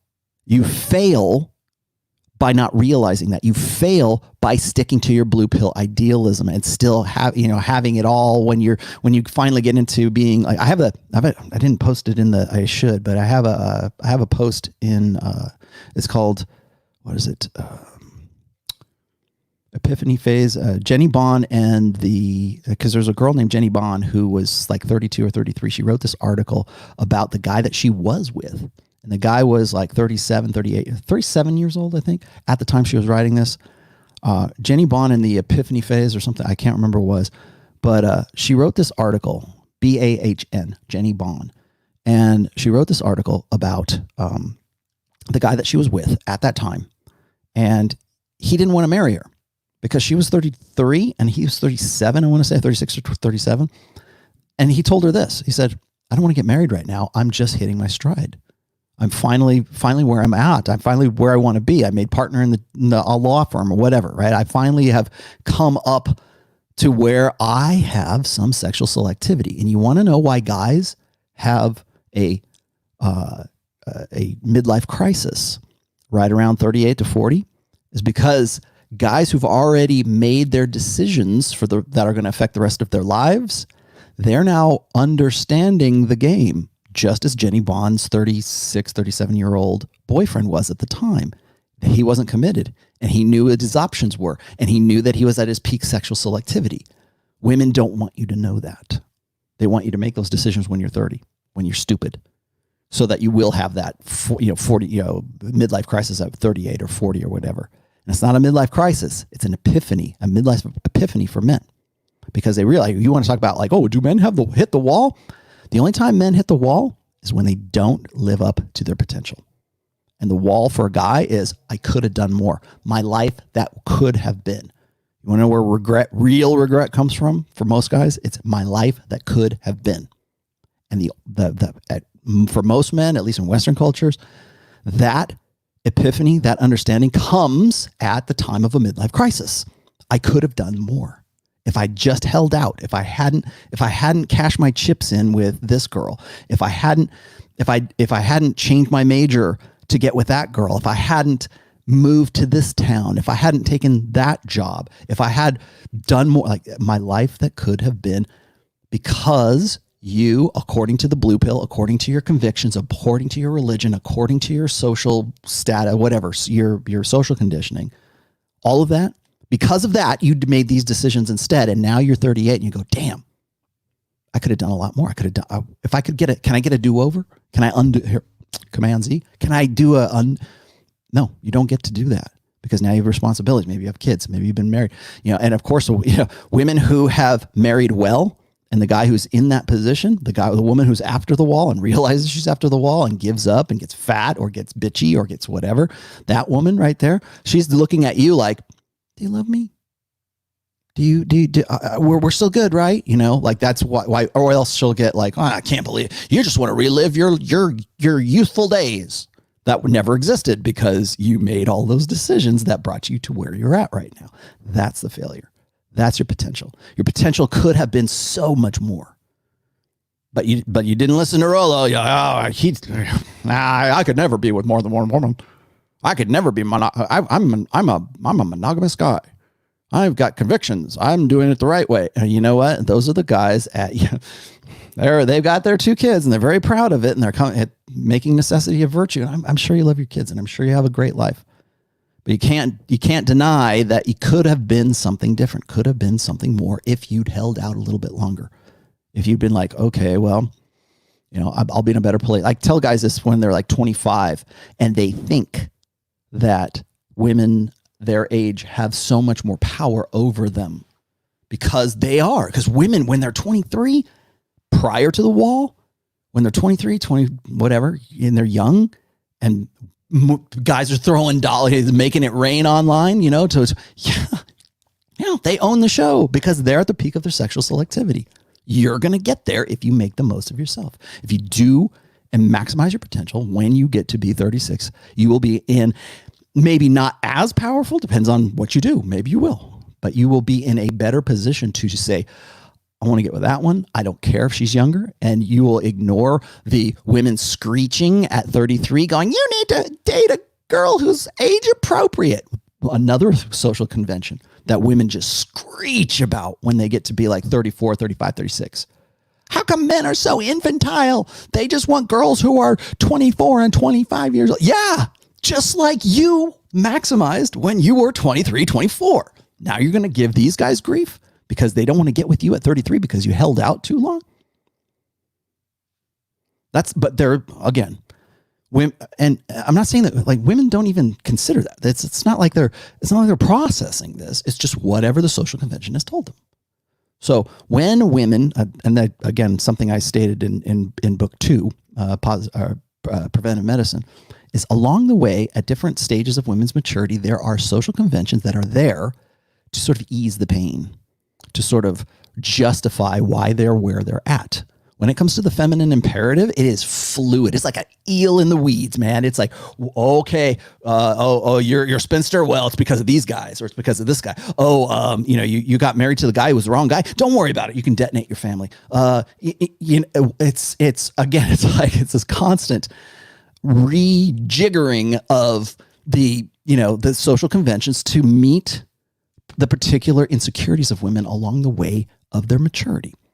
So when a woman gets to be 45 years old, or whatever, let's just say 40 years old, 42 years old, well, don't worry, girl. Here's a social convention. Don't worry, girl. You can get with that hot college guy because you're a cougar now. You're like Courtney Cox and Friends.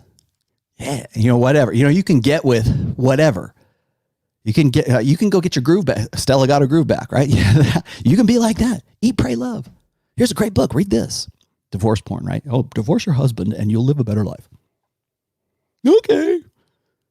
Well, so there won't be any conclusion. There won't be any consequences to this. No, there will. But those are social conventions that are there waiting for that. And you know what? There's companies and there's commercials and there's people making lots and lots. I know, because I was one of them for a while, making lots and lots of money off of women's insecurities because they know that at certain stages of a woman's life, she's going to get there. And those social conventions are going to be there to sort of cushion the blow. Like I said before, when a woman gets to the wall, when she gets past, like, say, the Epiphany Phase, that's when she's going to be like, she's going to look back and she's going to go, well, how come I can't find these guys? All they want is young girls. Well, that's because it's their fault. Oh, they just want trophy brides.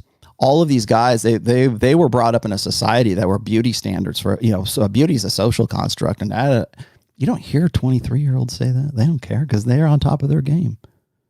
And then nobody tells them, look, this is going to be your best. I told my daughter this. Like, people say, what do you tell your daughter about this? This is what I tell her. I say, you know what? You're 22. You're going to be 23. These are going to be your peak years. Make the most of them. Do what you can. Do the best you can do during this time. Because that's the time. This is the time where people are going to pay the most attention to you. And you don't believe me? Look at the stats of actresses in Hollywood. When do they do the most movies? What age do they do their most work? What age is Hollywood done with them? 22, 23, 24? Maybe you get to 32 if you're Scarlett Johansson and you really insist, or you get into a franchise that's a 10-year-old like Marvel thing. Yeah, maybe. Hope that happens. But by and large, and once you have a kid, once you have the Megan Fox infection, you're not as marketable. You're not, I'm sorry, but that's them's the breaks. That's how it works. So I wanted to say that. And then finally because I have to leave you guys with at least some way of like working things out. And I will get to super chats here in just a second. The last thing is a lot of guys will say this about the wall or about like women's control. Like, guys can, when you're in your sexual market value peak years, you have more selectivity. Women have it when they're 23. I hear this all the time. And I want to bring this up. It is that a lot of guys, and this has been, I think, I don't want to say it's in the PUA community because it wasn't. This was something that kind of came after it. But a lot of people said, and still to this day say, that women are the gatekeepers of sex and men are the gatekeepers of commitment. And this goes back to what Revisionist was saying. It's like, what that makes no difference. Women are also, they're the gatekeepers of sex and they're the gatekeepers of commitment right now. Because who cares? What does commitment entail to a woman? What can she get? What can she not get on her own that she can get in commitment right now? Parental investment? Yeah, that I would agree. And I still believe that we're better together than we are apart. But we have systematically engineered a society, a social order, a gynocentric social order that prioritizes women, that prioritizes particularly provisioning the long-term security that used to be the forte of the Beta Bucks guys, that got those guys married, that got those guys laid, that got those guys kids. All of that in certainly in 2020, but progressively from the sexual revolution on up to 2020 has been the first thing women did once they got into political power was to ensure that mothers were taken care of. That's why we have the cult of the child. We prioritize the interests of the child. Well, what does that include? That includes the mother. It doesn't include the dad. We'll remove the dad from the home, but it includes the mother. whatever's best for the child is what we want to prioritize. Okay, well, what's best for the child? The mother. And so we keep doing that, and we want to ensure the security and the safety and the protection and the investment. It takes a village to raise a kid, right? And we want to keep doing that. So how do we do that? Well, we eliminate the provisioning side of hypergamy. Well, I shouldn't say we eliminate it. We make it a 100% certainty. Not that it is, but they would like to. Ideally, if you could 100% ensure a woman that long-term security was going to be a thing for her, whether it's emotionally or financially or economic, I don't know, whatever. If we can do that, that's the first thing that women did when they got into power. When you will see, even to this day, women who are like the freshman class of the Congress in the United States or whatever, that's the first place they go. Ensure abortion, ensure childcare, ensure women's issues. That's you want to know. Like I got rumped the flagpole on Andrew Hale's show because Andrew Hale asked me this. He said, "Would you ever vote for a woman?" I told him I wouldn't vote for Hillary, right? And then he says, "Would you ever vote for a woman?" I said, "No." He says, "Even if she was, like part of your, what if it was like your political ideology or whatever it is? Like I don't really align with either side right now, but like he said, well, what if there was the party you wanted to vote for had a woman and a party you didn't want to vote for had a man?" I said, I would still vote. I would probably either abstain or vote for a third party male, or I would vote for the male. And he's like, wow, that's crazy. Why would you, you're like, oh, what are you, a misogynist? What is this? And I'm like, no, because women will always vote for the sisterhood. It's not just like, I realized her flinging monkey says this. So they'll always vote for their interests. Well, what are their interests?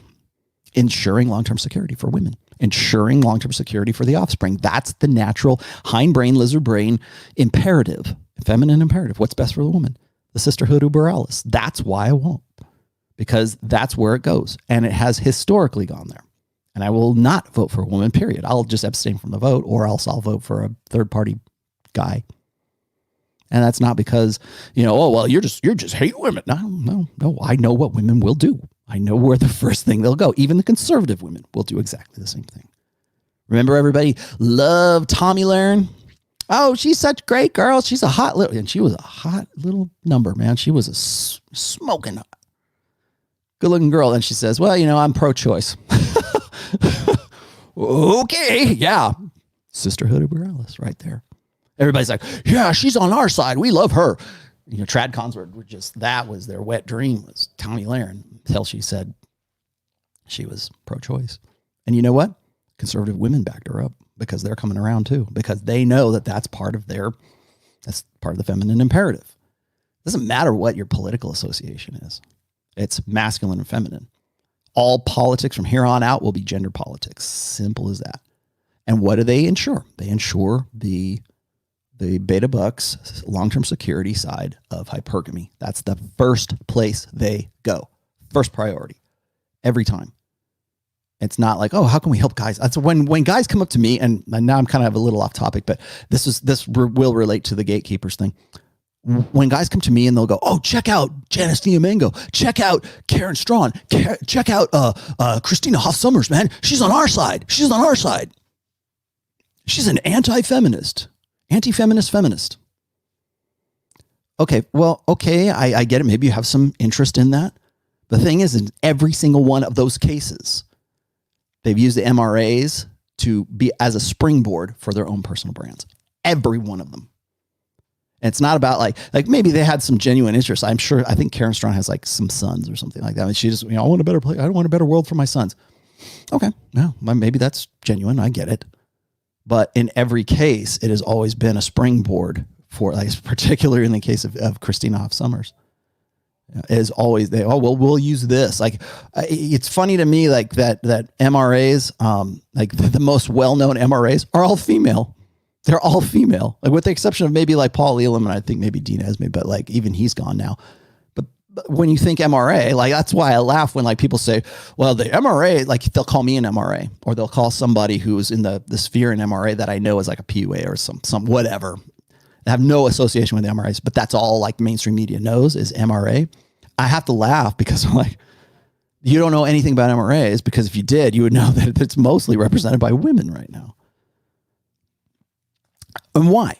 And so like putting women into those positions, at the end of the day, it still comes, I don't care if it's like 10 years from now, it will always come back around to ensuring women's security, or it will be ensuring women's security, long-term security, commitment, all the things that used to be entailed in commitment via empowering men. Or like, so, well, men need this. Like most of the time when I hear tradcons, it's usually men need to take more responsibility.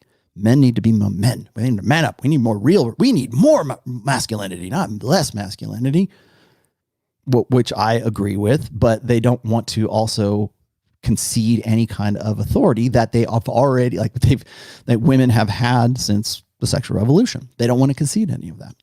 That's never even that's even an afterthought, because feminism has ideological feminism is if you were born in the last like 55, 60 years, in some way, shape, or form, it like identifying as a feminist today is functionally meaningless. Because at some point along the way, whether you're conservative, you're a liberal, whatever it is, somewhere along the way that ideology has changed the way that you think about like the blank slate or right or wrong or men and women or men need to do this, they need to step up. That's all part of that same plan. And the same thing applies to gatekeepers of sex versus the gatekeepers of commitment, because the commitment side is already, if women can secure the commitment side, they will. And they've done it effectively for a very long time. So to say that the gatekeepers of like women are definitely the gatekeepers of sex when it comes to, when they're young and maybe when they're old too. Well, what about the 60-year-old? I wanted to read one more real quick thing here because this is really good. And I wanted just to read this because this is just to let you know how old this discussion is. This is from a post I put out. Let's see.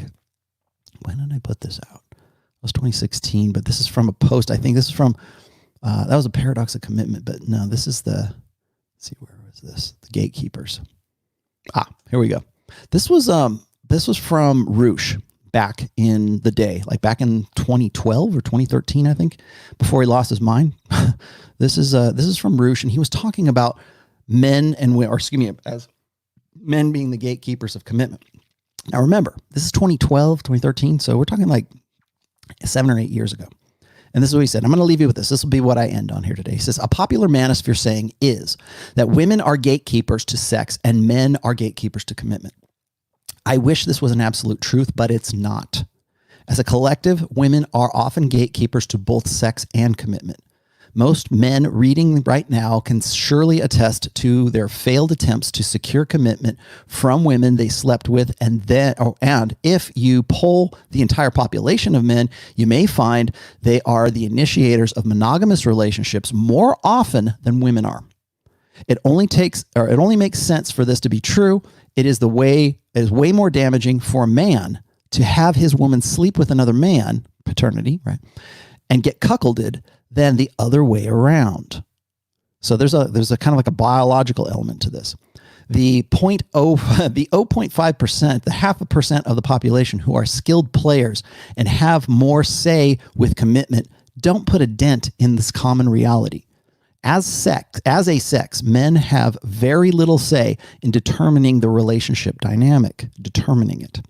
This is why you need, again, he's saying this from the point of view that most guys don't know game. And this was, like I said, this is in the early days too. So most men aren't red pill aware. Most men don't wait until they get to a point in their lives where they are more sexually selective than the women they want to get with are. They won't wait it out. They want to, especially if they're religious, especially if they want to remain virgins until they get married. That's hard to ask a guy who's 19 and full of hormones. So you've got, that's why I always say that, when I talk about premarital sex and I talk about it in the book, I say this, I say, I understand why premarital sex is a thing. And I understand why it's from a religious sense. It's one of those things like don't eat pig because it could kill you, back in the day, in the Old Testament days, or don't eat shellfish because it could give you trichinosis or whatever it is. Those are the kind of like the wisdom of the Bible or the wisdom of that particular religion. You're not supposed to do that, right? Well, there's a latent function or latent purpose for that. There's a latent purpose for premarital sex as well. And I'll talk about that at some point, I think probably once the fourth book is out. But Yep, this will probably surprise you. I realize and I understand the mechanics and the reasoning and the rationale behind that. But the problem that I always say is that premarital sex and all that good stuff is untenable today because it takes longer for a guy to mature than it did way back in the day. So we live longer lives. We asking a guy to go till he's like 36 and on top of his game and hitting his stride finally. And, oh, now you can have sex, Mr. 36 years old. That's untenable. That's not going to happen. So how do you work that out? That's kind of like on your own personal subjective level. I'm just going to leave it at that. I'll continue here real quick. This is the last part of it. It says, it would be a nice fantasy for us men to believe that we have a say in relationships and sex. It'd be nice to think that our alpha behavior and our game determines how a relationship can proceed, but often it doesn't. We're just giving the girl what she already has decided on. Do you really think you're selling televisions to customers who came in to the store with the intent to buy bicycles? The girl who falls in love with us wanted to fall in love with us. The girl who had fun with us wanted to just have fun with us, and so on. And even when a girl wants a bicycle, she still wants a certain kind of bicycle. This is why game is a numbers game, because girls are incredibly picky even when they are sexually available. The horniest girl in the club who decided on having sex will still have her pick of the litter and opt for the best she can. So I was going to say that this was the kind of stuff that we were talking about like back in 2012. There, now I got us back. So don't think that this is some new conversation. We've been having this conversation for a while, and I don't think I've ever really kind of detailed the wall and what it really means. The part I would disagree with respect to Rush, maybe I don't know if he'd agree with this now, but remember he's writing this a while ago, almost 10 years, like eight years ago. Even like this is a lot of guys will hear that and they'll go, oh, well, see, he's right. It doesn't matter what you do. She's in control. Women are always in control. And I would say this is that they're in control for a time, because remember that agency is perishable. If all, again, domain dependency, if all you're ever looking for is the hot 23-year-old in the club all the time, and that's your benchmark, then yeah, they're 100% powerful all the time. But when a woman, maybe this is another contradiction here, I guess, is when that woman is in her epiphany phase, when she's 29 to 31 years old, and she's coming up with rationales and the rationalization hamster is going on. Maybe at that time she thinks she deserves the best and the brightest, right? We hear that all the time. So she's still in control of like who she's gonna set up with. In my fourth book, I also quote these stats from the she economy, and I think I talked about this last time. Was Forbes and I think Bloomberg, was it Bloomberg? One of the no, it was anyway, financial. They were talking about like the she economy, like in 2030, by 2030, over 50%, like 52% of women between the ages of 15, like they quote from 15 all the way up to like I think 50, will be single. They'll be single, unmarried, and who knows about kids, but they will be single and unmarried, and they're already planning on, adjusting the economy, adjusting advertising, adjusting the ways to make money off of a demographic, an overwhelming, a majority, 52%, right? A majority of women who will be single by that time.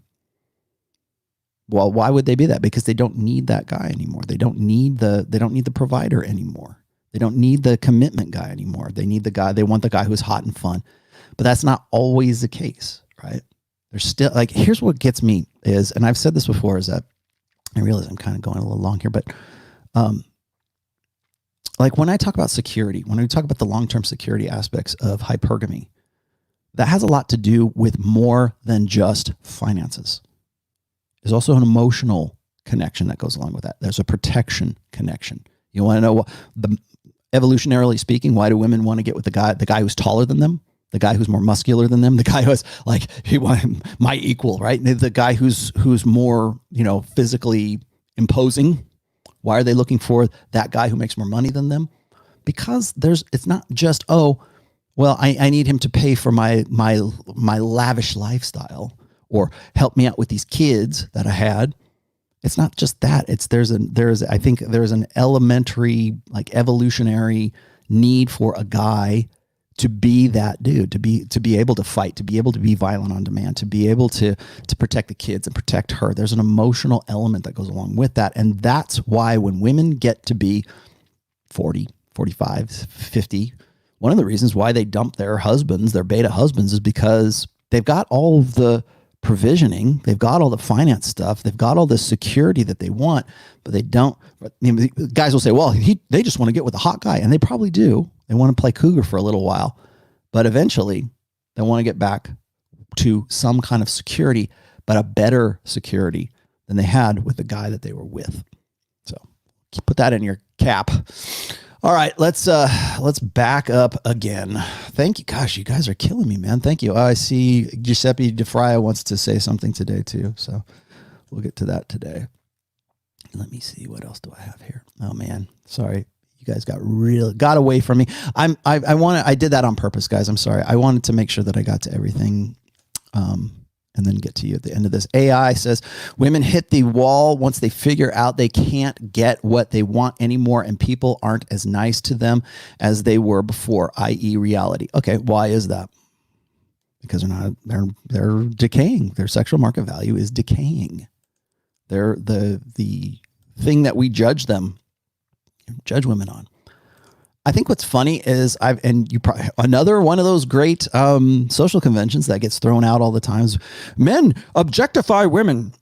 They're a sexual object. You sexually objectify women. That's terrible. Oh, awful. Yeah, we do. That's just how we evolved. That's how we determine fertility. That's how we determine whether or not you're somebody that could be a potential reproductive opportunity. That's how we do it. I've quoted this all the time. There are actually dozens of studies that show this. I only thought there were like 2 or 3, but there's actually a lot of the studies. When a man sees a woman who is scantily clad, when she is half naked and she's in a bikini or whatever, it triggers a part of men's brains associated with tool use. Well, why? Because you're trying to figure out how to solve your reproductive problem. So you're picking out little parts. She's got the hip ratio. She's got big boobs. She's got a nice butt. She's got nice legs. She's got a nice smile. She's symmetrical, blah, blah, blah. Women, and this is the part of that research, is that men see women as a series of parts before they see them as a whole. It's not that they don't. They do later. But when you first see a girl, when you just see some, like when you want to know why pornography is so endemic and so addicting? Because that's what happens is you're assessing, it grants you exactly what you want, unlimited access to unlimited sexuality. And when women don't have that anymore, they lose power, they lose agency, they lose the ability for people to be nice to them. But maybe the internet sort of makes up for that, because I'm reading stories about guys, simps, who are, climbing over each other to go and shovel snow off of Milady's car because she petitioned her OnlyFans or petitioned her followers on whatever social media. Can somebody please go shovel my car? And there's a dude out there immediately. Oh, hope I get in there. Yeah, well, there's a world of guys who are ready to be of service to Milady. Ryan Sullivan says, women never hit the wall. They would break their hand punching it. Yeah. The Seattle sideshow. Coach Greg Adams says a man hits the wall when he's young and in his hell phase. Lack of resources so low. Agree? I listen to you in a daily while working. I'm glad. Let's see. I'm learning this in my 20s. I don't know what the hell phase is. I will say this is that if you're only thinking that sexual market value is determined by a man's physique, then you're missing half the story. A lot more than half the story. Yes, do men tend to look better and be in better shape and have more testosterone in their youthful days? Yes, they do, but they also lack the other things that women need or women find attractive in guys. At the time of your life that you're going to have it, assuming you have the potential for it, to be at your peak for all the things that women find attractive in a guy is going to be in your mid-30s. And that doesn't mean, oh, go ahead and get fat, guy. They don't care about your looks. That's not what I said. Not one bit. But the potential for you to have, to be the whole package, right? That's what women say, is in your 30s or early to mid-30s, I would say. Honestly, I keep saying it's 36. It could, maybe you're better than that. Maybe you're famous. I mean, there's outliers. Don't get me wrong. There's guys in their 20s who make millions and they're famous rock stars and everything. Okay, you buck the trend, but like by and large, that's when most guys are going to hit that. They're going to hit their stride right then and there.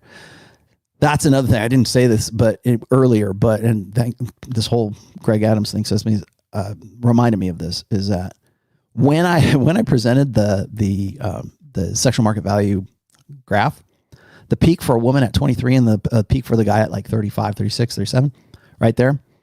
The first thing that people would say was like, I don't see any 23-year-olds getting with 35, 36-year-olds. Get out of here, you crazy nut, right? They're like berating me because they think that because one woman at 23 is at her peak and the guy at 36 is at his peak, that necessarily means that they're going to get together. And then that's the best thing, right? Or that's the trend. No, dumbass, men and women are different. Okay. Keep that in mind. They're always going to be different. And our mating strategies are adversarial. Yes, adversarial. We are complements to each other when we are together. But how we get together is adversarial. There you go. I had a question about that. A guy was saying, but he said they're complements, but they're also adversarial. Yeah, our mating strategies are adversarial. But once we're together, when we are, like I said, better together than they are apart, then we become complements, assuming you are conventionally masculine, she's conventionally feminine. Vinci says, great topic, Rollo. Thank you for that $5, Vinci. That's the kind of super chat I like. Ace in Spades says, Alan Roger Curry credits you from time to time, yet he says that he disagrees with you on some things. What are the things you and him disagree upon? We talk about, I've had, back in 2016, 2017, even 2018, I've been on his show at least twice, and I know he's been on, when I was doing that other show, he was on that as well. And he was also at those old conventions. And I still have, I know he's getting married. He's getting married to a much younger girl too. And she's a smoke show herself. And I know he's got a baby on the way too. So he's getting married, has a baby. I'll let that sort of speak for itself. But I 100% agree with like his approach. I just think that there needs to be some caveats in that, because he's sort of a proponent of direct game, and that can work. That's a lot of the stuff that's in mode 1 and his other books is really what old school PUAs would call direct game, which is just sort of get up in her face and say, here's what I'm about. Let's stop wasting time. It's all pragmatism, right? It's like, I don't want to waste time. I don't want you to waste my time. We're not going to play games in here. Girl, do you want to, are you DTF? I'll let you figure out what that is. Are you down? And, and I see the value in it. That's why I love Alan. I still do. I think he's a great dude. But I mean, I'm always going to say, look, there's going to be women who are going to say, okay, that's cool. It's great if you go and you're a guy and you're outgoing, you're extroverted enough to be like that. A lot of guys aren't, but if that's your game, if that's where you're at, for sure, it's very much effective. I would say that there are other ways of going about either getting laid or getting a date or getting whatever. Which I think a lot, like guys like him and Steve the Dean Williams would say is, it's all, the one thing I would say is that I disagree with is it's all very much motivation. It's always very much, well, stop, smack. It's like drill sergeant game, right? Like, don't be such a pussy. Don't be, be a man, get out there and do it. Go, go, go, go, go. Like you have to, okay, yes, sir, I'm going, like you have to, it's very up. I find, and as racist as this is going to sound, I find most black guys do exactly the same thing. Like Alan Roger Curry, maybe to a degree, Lucario, to a degree, certainly Donovan, certainly Alan Roger Curry. A lot of their game is just man up. Just go, go, go, go, go. Get up there, do it. Stop being so, if you were a real man, you would go out there and ask her if she's DTF. Okay, yeah, I'm sure that works for some guys. Yeah. So again, I think it's more like contextual.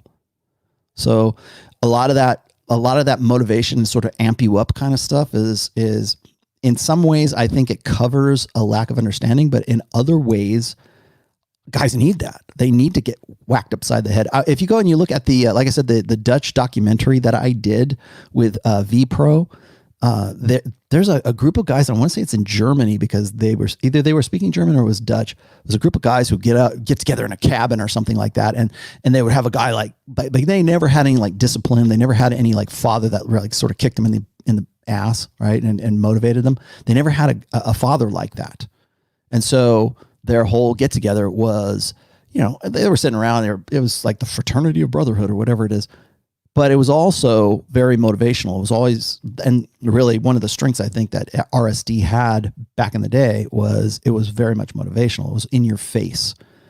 And so I think that that kind of game works. I just think that there's other avenues as well. Ryan Sullivan says, in all, another chick hits the wall. Thank you. You're a poet, Ryan. Jonathan Vegas, who I hope I will eventually see in Vegas at some point. Since a woman's priorities change after the wall, how can you tell if a woman has true desire after she has hit the wall? That's a tough part, isn't it? That's why you don't commit to monogamy, socially enforced monogamy. Jonathan, that's exactly why you don't commit to monogamy until you hit 30, until you know better, until you see it coming, and you can weigh the options. I'm not saying maybe that's something you want to do. Maybe you do want to marry a 31-year-old and you're a 36-year-old. She's still younger than you, right? Maybe that's okay with you. Maybe I was going to say that I put this in my notes. I should have said this. You can use the wall to your advantage, to your game advantage. I probably should have read from it, but Royce had a really great blog post. It was called "The Ease of Gaming Women by Age Brackets."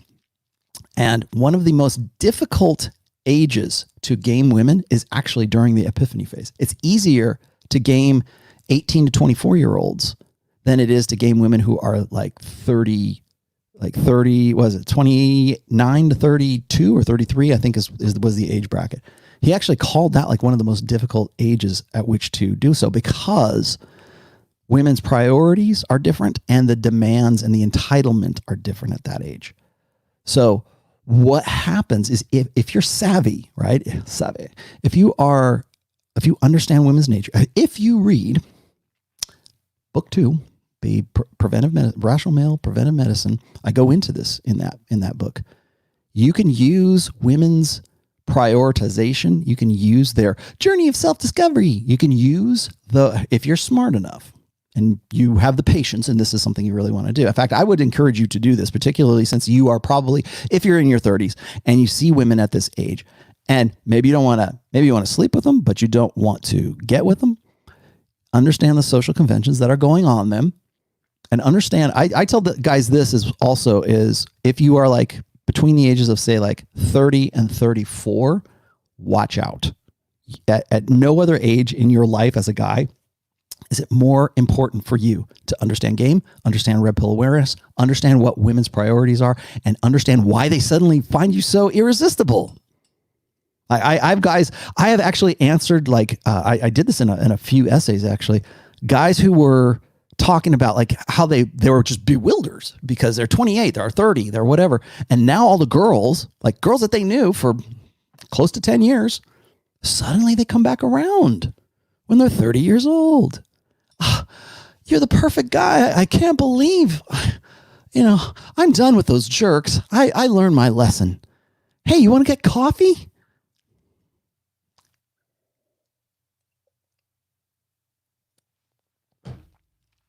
Show's over. I'm out of coffee. No. It's at that time that guys need to be awakened, and realize that if they hold out a little bit longer, they'll be in a much better position to be more selective when they hit their stride, when they get to that sexual market value peak. So the woman that is suddenly finds you irresistible does so because you fit the bill. You probably do.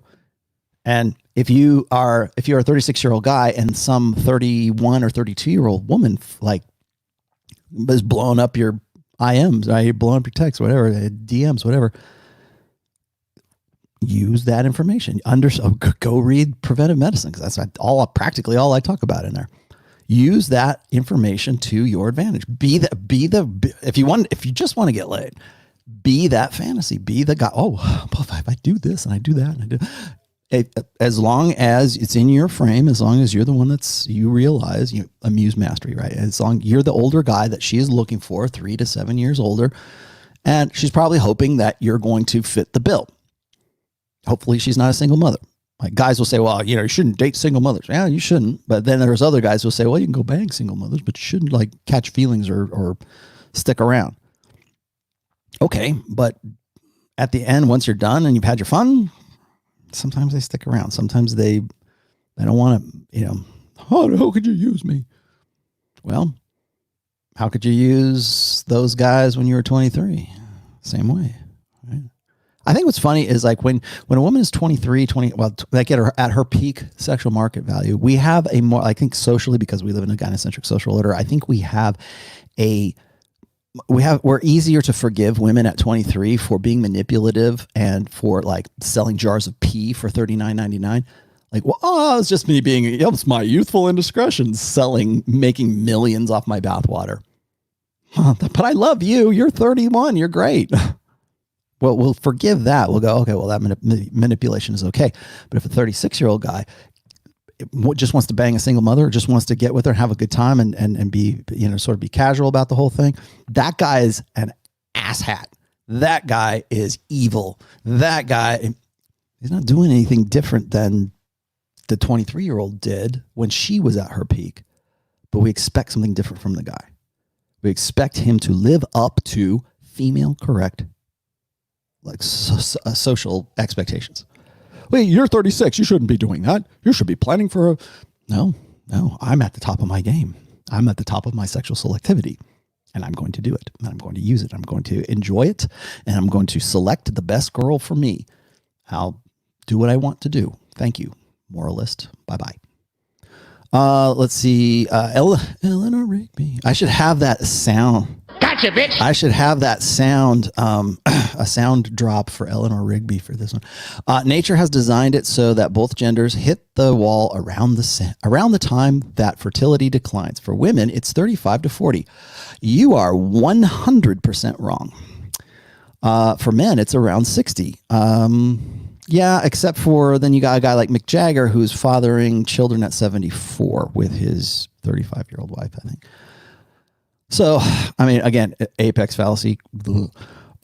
As far as women hitting the wall fertility-wise, no. I can 100% disprove that. I have Eleanor, go check out my website, and in the search field, type in biological clock.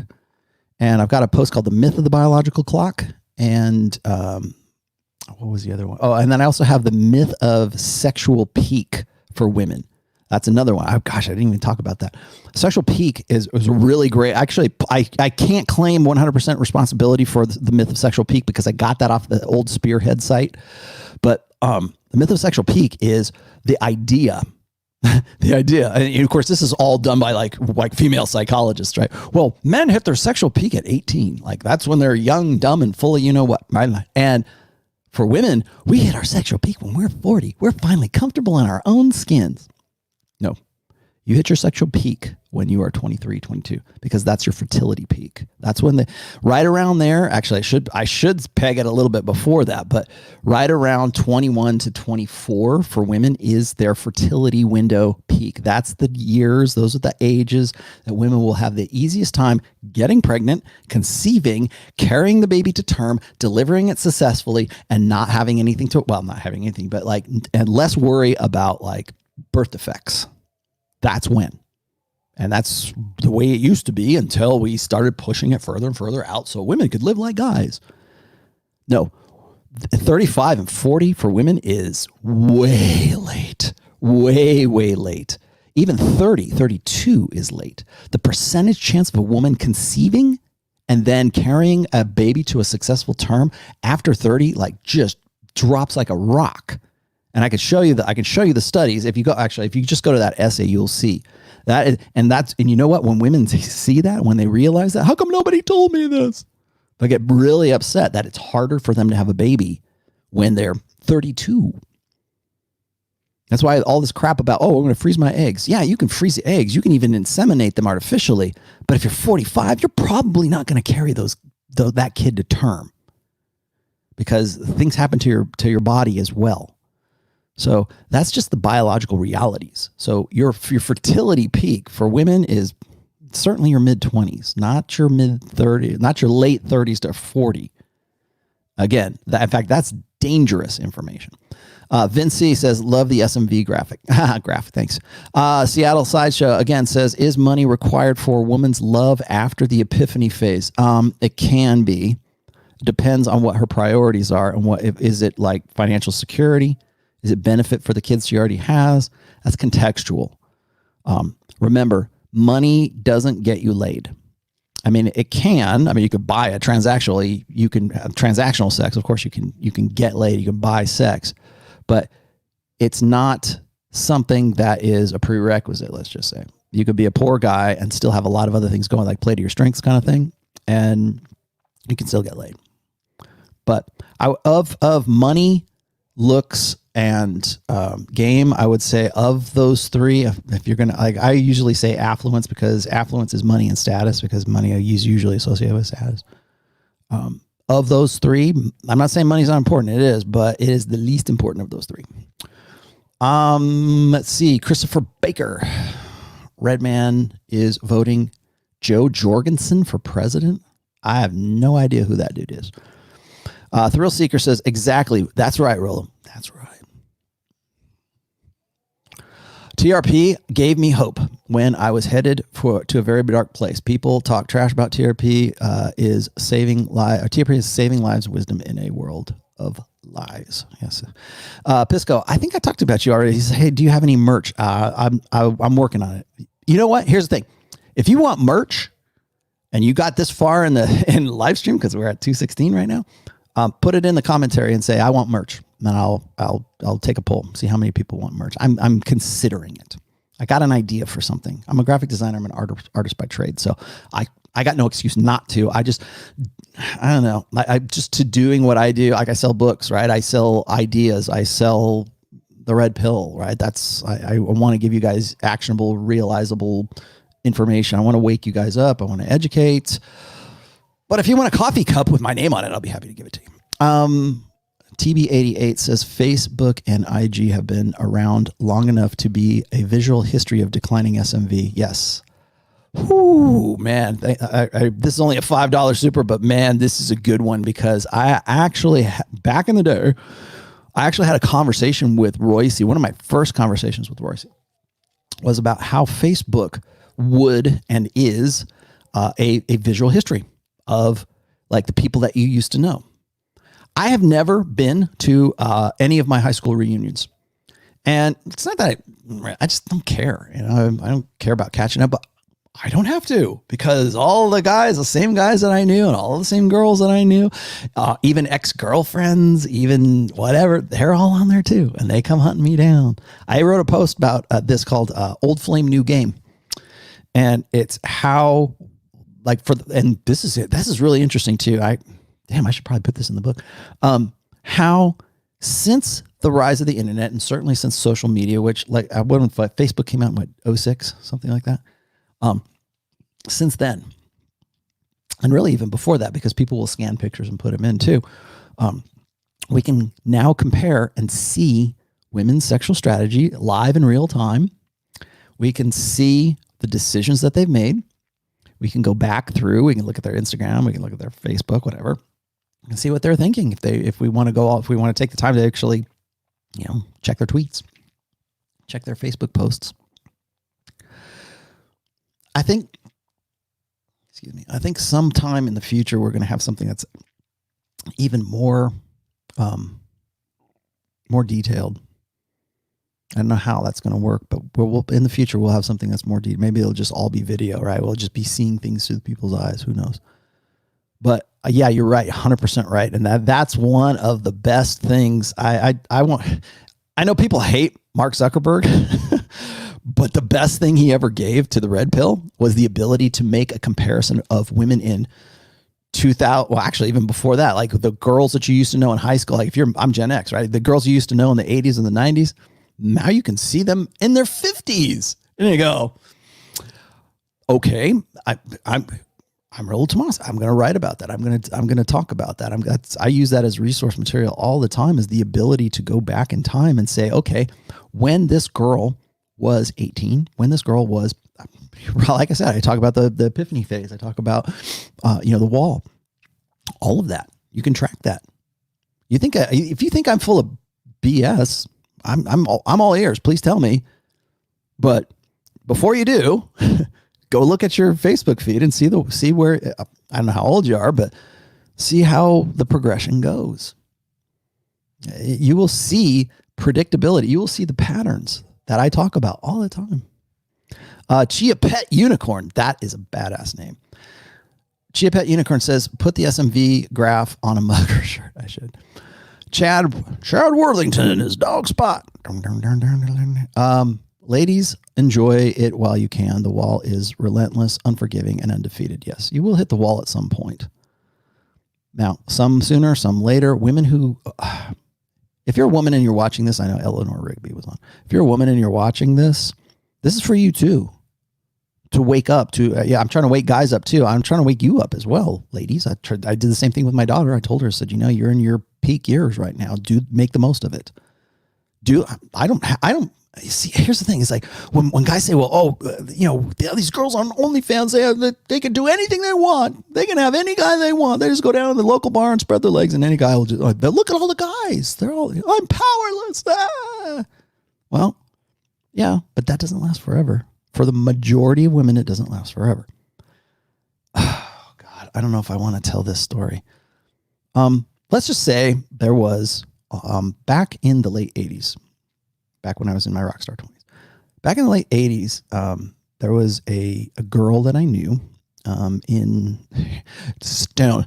children, sit down to the fireside, and I'm going to tell you a story. In the 80s, 88, 89, there was a girl who was a Playboy centerfold. She was from my hometown. I'm not going to say what my hometown is because I don't want you to go track her down. Let's just say that I knew her.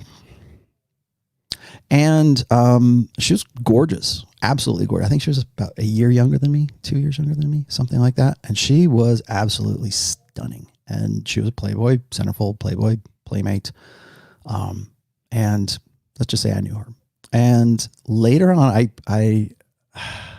I was like, I wonder what happened to that girl. And I looked her up on Google one time, and it's like one of those things where you look for, like, you have this image of a girl in your head. Like it could be like a poster girl, like Heather Locklear, like back in the 80s was a big deal. Like you always had the Heather Locklear poster, right? She's like in the hot tub and she's got, her string bikini kind of thing. You'll know what I'm talking about if you ever go look up Heather Locklear. Or Heather Thomas was another one. But don't look up the modern picture of those girls, because that image in your head will be blown. I made the mistake. I tweeted this out actually too. I made the mistake of, there's one. It's no secret. I like metal. I've always liked heavy metal bands. I've always been into like every kind of.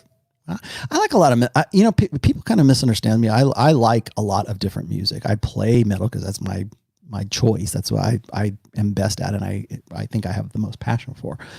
But if you have ever seen, and I'm dating myself again, if you've ever seen the album Invasion of Your Privacy by Rat, it was the second album after Out of the Cellar. There's a girl on the cover of that, and she's like in her bedroom, and she's like pulling up like some Bobby socks or something on her. She was Playboy Playmate of the Year in 1983 or 84.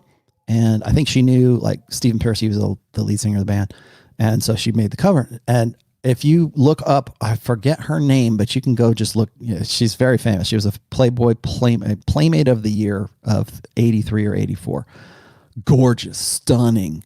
But if don't go look at that girl, don't look at her now. you want to know if the wall is real and undefeated, then you go ahead and have a look at like girls who were centerfolds or for whatever, penthouse pets, I don't know, whatever, from the 80s or even the 90s. Go look at them and then look at what they look like now. Or look at what they look like when they're 30. You can do that. You don't need Facebook or social media to do that. You can go probably find like intermediary pictures when this girl was like 23 and she was a centerfold, and then the girl is at 29 and she got married and had her first kid, and then you can find the girl who's like 38 and had her first divorce and what she looked like then. Yeah, the wall exists. It really does, physically and mentally. But like guys tend to focus on it being a physical thing. So there you go. Let's see. Chris Billy in Philly gave me $10. Thank you, my friend. Memin Milan says, I want to use my drawing skills to spin more plates. Any idea? Yes. I have a good body, 5'6". Okay. I'm workable. I'm working on myself, tend to attract women, but I used to be badly blue pill. I'm still working on it. Thank you. You're welcome. Yes, you can use artistic skills, artistry, whether it's visual arts or it's music, whatever, writing. An artist is always going to have something about that guy. Like, people will ask me, and again, this is something I probably should also do a show about, but they'll go, well, how can women be into the guy who's in The Cure, like Robert Smith? How can they get into that? Well, he's not masculine. Women fall all over him. I use Lemmy Kilmister, right, from Motorhead. How can he be? Well, there is the bad boy factor. With Lemmy, there's definitely the bad boy factor, but there's the social proof that goes along with it. But more importantly, there is artistic talent. That's part of that. And that's part of creative intelligence. And creative intelligence, there's lots of studies about this, is that creative intelligence is something evolutionarily selected for by women. It's attractive because it implies an ability to improvise, to create something, to do something new, to like, oh, we're zeroed out. What are we going to do? Don't worry, babe. I've got creative talents. We'll bounce back from this. Oh, the house got blown down. It's okay. I'm creative. I can build another one. That's it in a nutshell, creative intelligence. It's a lot more detailed than that. But from a basic perspective, it's can you improvise? Can you make do with something? Can you bounce back from adversity? That's important. In some way, that was selected for. Dorian, I think I got to you already. He says, look, guys, topic. Okay, so I read to you. Chad Worthington. Geez, man, thank you for that $100, my friend. If I could put you on the screen, Chad, I would, but I'm just going to read you here. Chad says, her looks depreciate in value. Yes. If you look at women as a commodity, and a lot of people say, well, that's depersonalized. You're dehumanizing women. Yeah, well, women dehumanize. We do it all the time. We objectify. That's not dehumanizing. That's objectivizing women. It's objectivizing women in the same terms that women do for men. Men are success objects. Women are, well, that's as the old adage goes, men are success objects. Women are sex objects because we are different. We have different priorities, long-term priorities, and short-term priorities. He says, her looks depreciate in value. That's not an asset. It's a liability. Why commit unless you want kids? In this environment, even that's dangerous. All this drama for a pre-owned depreciating liability. People lease things instead of owning for a reason. Yeah. And that, Chad Worthington, is exactly why you are going to see poly relationships, the rise of poly relationships. And it will be, it's already happened, but in the next decade, between 2020 and 2030, you will and I write about this in book 4, you will fundamentally see socially enforced monogamy will change. It's already changed. Marriage rates are at an all-time low. Men between the ages of 18 and 24 and 18 and 29, I think, sex frequency, all-time low. Women, like I said before, the rise of the she economy, women by 2030, 52% of women will be single. Working age women, I don't know why they call 15 working age, maybe it will be single. That is not men need to man up problem. That's not, no. That's something way more extreme than men. Well, men need to be more responsible and take care of women and be better. And then this wouldn't happen. No, That's because the one thing that nobody ever talks about is, well, maybe it's women, maybe it's them, maybe it's their expectations, maybe it's the advantages we've been giving them for the last 45, 50 years. Maybe it's the Duluth model of feminism, maybe it's abortion, maybe it's all this thing, maybe it's the Title IX, maybe it's let's run down this list of all these things that could have contributed to a drop in marriage. Well, of course, divorce drops as well when marriage rates drop, but why is it that women initiate 70% of divorces? Because it must be because of those rat bastard men. No, it's because women are incentivized to do that and are overly incentivized to do that. Oh, can't write an article about that. And yeah, I know it's not clickbaity enough. Of course not. Nobody's going to talk in a gynocentric social letter. Nobody's going to talk about that. Nobody cares. Well, we need to start caring. So if you think that it's such a big deal. So, but the thing is nobody cares. We're in a female correct society and we're in a gynocentric society. So we're never going to even have that discussion. It's not even going to come on the table. So if we're not going to talk about it, how are we going to adapt? Poly will be the next thing. And I'm already seeing this kind of around the fringes right now, but it will get into the mainstream soon. But poly will enter into religion. It's already in Islam. Poly is an option in Islam. Let me explain. And I want to do my Muslim brothers good here. I understand, and I put this in the book, I understand that the myth of like, oh, if I go and I commit suicide, then I'm going to have 72 virgins in the afterlife. I know that that's nonsense. I get that. I said that. I'm trying to clear that up. But there's but the poly aspect of Islam and the poly aspect of, like, say, Mormonism, or the poly aspect. There's other religions, of course, as well. Like even Old Testament Judaism had poly, right? I mean, what we would, I guess, loosely call poly. It was polygamy, yes, but we're gonna go back to a more feral way of creating families. That's why you're already seeing this happen in the mainstream right now. Well, we need to read it. The nuclear family, that's just white people. That's upper middle class white people. You know, the family it takes a village, right? It blends into that socialist communitarian narrative, and you will see that poly will end. And people ran me up the flagpole. Poly is never going to be mainstream, Rollo. Bullshit. It's mainstream now. It's already, or they're trying to push it into mainstream right now.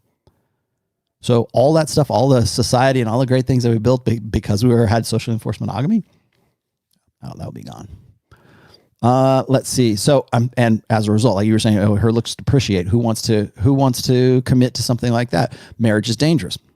Yeah, it is. The way we do it. I think the institution of marriage is a great idea. And I think we should still, like, in some way, like, find a way to make it work. I think we're better together than we are apart. I think that I think poly works for one guy and many women, like polygamy. I think that works. That's patriarchy, right? And then patriarchy is not what you think it is. I think patriarchy works. I think polygamy works. I don't think polyamory works because men get jealous. Because of our I listen to evolutionary psychologists who should know better, and you know who you are, talking about, we need to eroticize our jealousy instinct, and then we can be polyamorous. What a great idea! Yeah, and then what happens is you get like the Katie Hill situation where the guy couldn't do that because Katie Hill was getting with another dude that he was jealous of. Well, there seems like that's the evolutionary jealousy instinct. Seems like it's the evolutionary revulsion instinct as well, too, that you should know about. I have to laugh because it's like right there on your lap. Like, you're the guy that's doing the studies. You're the guy. or Dr. Warren Farrell. I love you, Dr. Farrell. I've read the way why men are the way they are. You want to know where I got red pill? That book way back in the early 90s. That, whatever. You have all of this evidence like in your lap, and you're like, I guess I'm a feminist. Dr. Pinker. Men and women are different. Men are into things. Men are into, here's 6, 8, 10 different ways that we're biologically different. Oh, but I'm a feminist. Dude, dude. That's the end of this show. Cherith says, thanks from India. You are welcome, my friend from India. Did you get my book in India? Because I finally got The Rational Male on Kindle Select. So you can now get the book in India, and I think they might be running a special on it because I just got it. So thanks from India. Is there transactional sex version for a woman? Yeah, but very rare. Well, I shouldn't say that. Yes, there is. It's her getting married. It's her like seeing you it's her sort of tamping down that alpha seed side of hypergamy to get with you. Like there has to be a benefit. There has to be something that offsets you not being the alpha fun Chad and I hate using that term, the fungi and the foam cannon party. There has to be something that offsets that, and usually that's money. Giuseppe De Fraia, he says, I will be bluntly true. I hope you're Italian because it sounds Italian. When women say they need a man to be strong, powerful in society. When women say they need men to be strong and powerful in society, but you say male authority. Okay. When they switch topic, because male authority to them is taking away women's rights. And that is why scared of male authority in general. That is why they scared of male authority in general. Well, let me explain something. You know what? I'm going to have to do a full episode on responsibility versus authority. I think I've done it before, but I don't know that I actually really kind of did it justice. But that is a topic that's going to be in book 4. Maybe I need to give a little bit more mechanical explanation of the difference between like authority versus responsibility. When it comes, especially the part about authority, because that's what scares women. Submission to release control. That is the existential fear of women, is to release control of their lives to men. And the primary reason why that's a fear is because it puts into men's hands their reproductive problem, their reproductive fears. I don't want to get with a beta. I want to get with an alpha. Oh, in this society, this male patriarchal society where men control everything, betas are going to take control of my production, and I'm screwed and I can't do anything. So rather than do that in a gynocentric social order, I don't want to say matriarchy because I'm not really matriarchy, but like a gynocentric social order, I have 100% complete control, not only over my own hypergamy and the direction I would like to send it. Women are also in control of the responses and the results, consequences, the liabilities, everything that would in any way inconvenience the feminine imperative, which of course is anything that benefits the feminine, is all taken care of, more or less. Not like 100%, but certainly more so than prior to the sexual revolution. What woman in her right mind, even like I said before, feminist ideology is something that is it's baked in now. If you were born after 1965, feminist ideology has in some way influenced your thinking to this day. Every generation that came after the sexual revolution, feminism has infected you. It has in some way. Well, I'm not a feminist. I don't identify. It's meaningless. Makes no difference to the last 4, almost 5. Well, I don't know if they're in a 5, but certainly the last 4 or 5 generations, feminism has influenced the state of the world. Men, women, conservative, leftist, whatever. I don't care whatever, however you identify. The feminine imperative is in the way that you think right now. So why on earth would anyone even have an afterthought about handing back authority to men? Never happened. There's only 2 ways that happens. If men decide to say, you know what? Sorry, the party's over. We're stepping in. No more birth control for you. We're going to be the most sexist, misogynist bastards we can possibly be. We're reinstituting patriarchy. We're taking away your rights, just like all the MGTOWs think is going to be great. We're going to take all that stuff away from you. We're going to put you back into the state of suffrage, right? We're going to put you back. We're going to set you back 200 years, ladies. You think women are going to sign up for that? And you think men are going to sign up? Even men aren't going to sign up for that because their game and they're solving their reproductive problem is influenced by feminism. It is influenced by a gynocentric social order. So like me talking, I'm speaking Swahili. I'm speaking Chinese to these guys because I don't speak their language. So if I go and I say, you know what, you need to, the relationship needs to be in your frame. Huh? I thought that she's a number one. I have to do everything for her. It's open communication. Happy wife, happy life. Like, how am I going to tell that guy? You need to have masculine authority. How? Or like, I'll read these things, especially from Suzanne Vanker, who I like, but I think that she's sort of, it's a TradCon grift. But one of her things is, well, ladies, you need to let your man lead. That implies that you're the one in control and you just, here, little boy, you can drive the car for a little while. Oh, no, not over there. We're going to turn over here. Okay, now you can drive a little more. Does it make you feel good to drive the car, little boy? Yeah? Oh, okay. Now give mommy the steering wheel. That's because the authority is not in the child. The man child is not in the man. She knows damn well, TradCons know damn well that that's why they avoid it. That's why they only focus on responsibility for men. Masculine responsibility is everything. Yeah, you need to man up and we need real men. And the black community is a big thing right now. I know Candace Owens is all on this tip right now. Well, we need real fathers in the black community. Yeah, we do. How are we going to empower them? How are we going to get them authority? How are we going to let them, how are we going to disincentivize divorce? No. We don't want to talk about that. We want to talk about responsibility. We want to make sure that they do what they're supposed to do while we're in control. That's not how it works. No. If there's responsibility, there needs to be commensurate authority that goes with that. And you're not going to get that back without a lot of pain and suffering and hurt feelings and toes stepped on. Not going to happen. And that's why TradCons don't want to talk about that. They're happy to talk about responsibility. They don't want to talk about authority whatsoever. Because it's easier. Because masculine responsibility, like we just had Father's Day back in June. Masculine responsibility sells, man. Hey, pastor, tell these guys that they need to do better. That's what that Gillette commercial was about. Back in 2019, back in January 2019, men need to do better. How can you be against the Gillette commercial? It's just telling guys that they need to be better.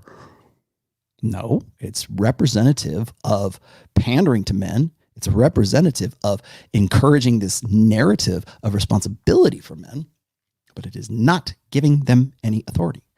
The only way men will get authority is by taking it back. And that's dangerous for me to talk about that because now I'm a misogynist, right? Now he hates women. He wants to repeal the 19th. No, actually, I don't. I think women should be able to vote. I think men should be able to vote too. And I think they should vote their interests as men, masculine interests. And we need to find I don't know how we do it, but we need to find some way to change laws, change legislation that favors men over women when it comes to certainly reproductive choices. So when women say, well, it's my body, my choice, and abortion it doesn't affect you at all. Or if you don't have a uterus, you don't have a say in this conversation. Yes, I do. Because I'm 50% of that equation. I'm 50% of that. And that's the problem is, you want to know what the worst part of men lacking authority is once the sperm leaves your body, you are 100% powerless. Everything in your life is just... is at the whim of whoever you knocked up. Assuming you did. Sometimes I've seen cases. I know this is rare. Maybe I'm like apex fallacy here, but I've seen cases where I think it was in Arizona, like a woman and a man got divorced. He had done a sperm sample because I think we're going to get artificial insemination or something. And the guy said no, and he put a court order, says, no, you're not using my sperm, destroy the sperm. The judge said, nope. She can get it. She gets it. She gets your sperm and you're going to pay the bill for the kid. And that was real shock. Or if you look at like vasectomies, like you got to get, I realize this is a formality rather than a law, but like maybe it's a law in some states in the United States. But if you want to get a vasectomy, you got to get your wife's permission to have a vasectomy. Why is that? Why do I have to I would have to do it. Like if I don't have one, but if I wanted to go get a vasectomy, I'd have to go, Mrs. T, can I please get a vasectomy? I think it's the best thing for us to do. If she says no, well, I guess the livestock doesn't get to have a vasectomy. You can't geld the livestock unless the owner says so. Same thing with if you have a decent if you have like an IRA, or if you have like a 401k, if you have like retirement, like market-based retirement, and you have a lot of money in it, and you're married, and you're the guy, and it's in your name, and you're married, you have to get permission. In most cases, you have to get permission to move those funds to a different like Fidelity, to Edward Jones or whatever, to wherever you keep your money. I don't know, but to move that money, to move your retirement, like your nest egg, or please, can I? Like, you want to talk about authority? There it is. Responsibility, no authority. It's not just like, who can I bang? It's not just who gets to drive the car. It's not just, who has the frame in the house. It's who gets to have a vasectomy. Remember when I said, I know I'm going over, but remember when I said how women treat men as if they are either breeding stock or they are draft animals, livestock or breeding stock. There's your example right there. There's authority versus responsibility. Machiavelli channel, 30 pounds. Thank you. Message was rejected. Okay. Well, thanks, man. I appreciate it.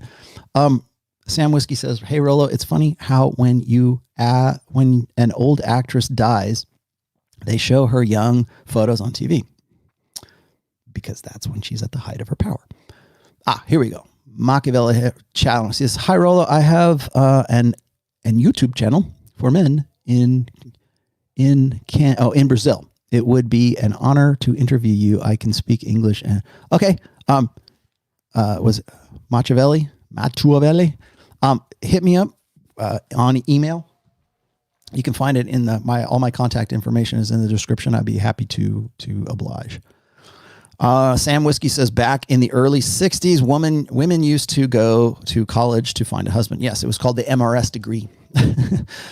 Vinny says, if the beta side is figured out and women are selecting for commitment, where are all the good men gone meme came from? Where did that come from? Man, I feel like an ESL teacher, like English as a second language teacher today. Where did the meme okay, well, here's the thing, Vinny, once again, like I was saying before, that's a social convention. Where have all the good men gone? That we have to tag on the rest of that too. Okay. Which is, I can't find, like, what's the latent meaning of that, latent purpose of that is, I can't find the right guy. You guys should be ashamed of yourselves. That's the mating call or the marriage call of women who are post Epiphany phase and maybe post wall. So that's where that really comes from. So if they found, like, where have all the good men gone? That's what they're supposed to say. So just because a woman has more or less, like, I think what the problem that we get into when we talk about how women have satisfied the beta buck side of hypergamy, the long-term security, yes, but just because they can afford mortgage, just because they can afford a car payment, just because they can afford a kid or a dog or whatever it is that it constitutes that long-term security to women, just because they can do that does not mean that they are not still looking for a guy who can, sweep them off their feet. A millionaire, right? Where's my Jeff Bezos? Where's my Prince Charming? Where are all the good men? The good men. Good men. What is good man? Good man equals guy who makes 58% more than I do, because it will lift me up out of this lifestyle into a different lifestyle. What was it? I think was it Chris Rock who says, like, women cannot go backwards in lifestyle, where men don't want to go backwards in sex. That is great, because that right there, that whole bit that he did really defines hypergamy. Because men, or I should say, the differences in sexual strategy. Men want to have crazy sex. They want to have a new sexual experience, and they want to do hot monkey sex in a way that they've never done before. And if that's the case, if that's what I get from that girl, then that's what I expect from her in the future. Well, when women get to a point where they're like, okay, well, I got with this guy and he had a car and he had his job. Now I'm broke up with him. The next guy who comes along, he's got to have twice as much as that guy, because you got to have at least that dude's like income and his resource provisioning ability, plus something else. That's where that comes from. GL says, should I spy on my new LTR's phone? The better question is this, GL. Why do you want to? Ask yourself, why do I feel like I want to spy on my girlfriend's phone? That's mate guarding instinct, by the way. Why do you want to do that? What is it that's triggering your suspicion? Ask yourself that.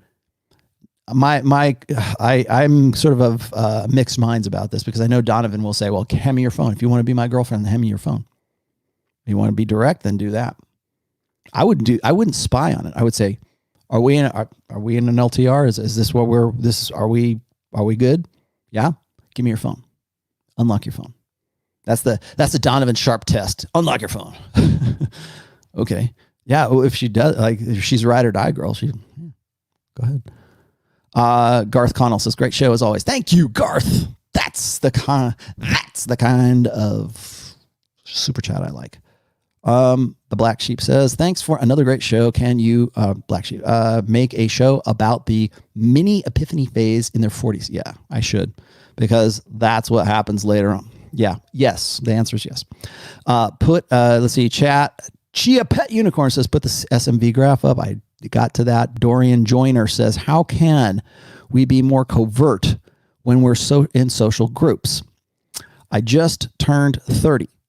And when I'm with a woman, 22 to 34 years of age, I'm with a woman. When I'm with women, 22 to 34 years of age, and blue pill men, the women gravitate towards me, boyfriend or not. It causes friction at the time. I'm single and keeping it that way. Good. Well, it sounds like you're doing the right thing. Like, how can we be more covert when we're in a social groups?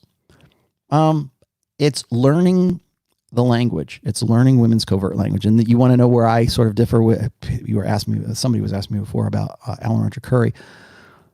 Everything in overt or direct game is overt. It's everything's on the table. Are you DTF? Yeah. Okay, let's go. That's as simple as like, and I think a lot of people sort of like think it's that stupid easy, and it can be if the girl is like, oh, you look good. Yeah, I'm definitely DTF. Let's go. Yeah. And maybe that's whatever. But I think that covert communication is something guys don't have patience for. That's why direct game is popular. Well, she should just say what she means and means what she says. Yeah, that's overt male communication. She should just make everything easy for me. Why do I have to figure her out? It's just, what is she, a Rubik's Cube? I don't have to figure this. Oh, I don't need puzzles. I got things to do. Why can't you just stop crying? No, you have to. I would say that, and again, this is not me being like all weesh or anything like that. It's like you have to understand how women communicate, and it's covert. That doesn't mean you have to be covert all the time. It means you have to know how to play the game. Remember when I did the show, the very popular show of Just Get It? That's what I mean. Guys who just get it. How to communicate with women on a covert level, on speaking her language. Now, that doesn't mean turn into her girlfriend. That means you communicate with her by, it's almost like this. You listen to her and you understand her covert language. Chick speak. You understand her language, and you reply in your language. Got it? Does that make sense to you? I've said this before, and I always think I'm like confusing guys when I say this.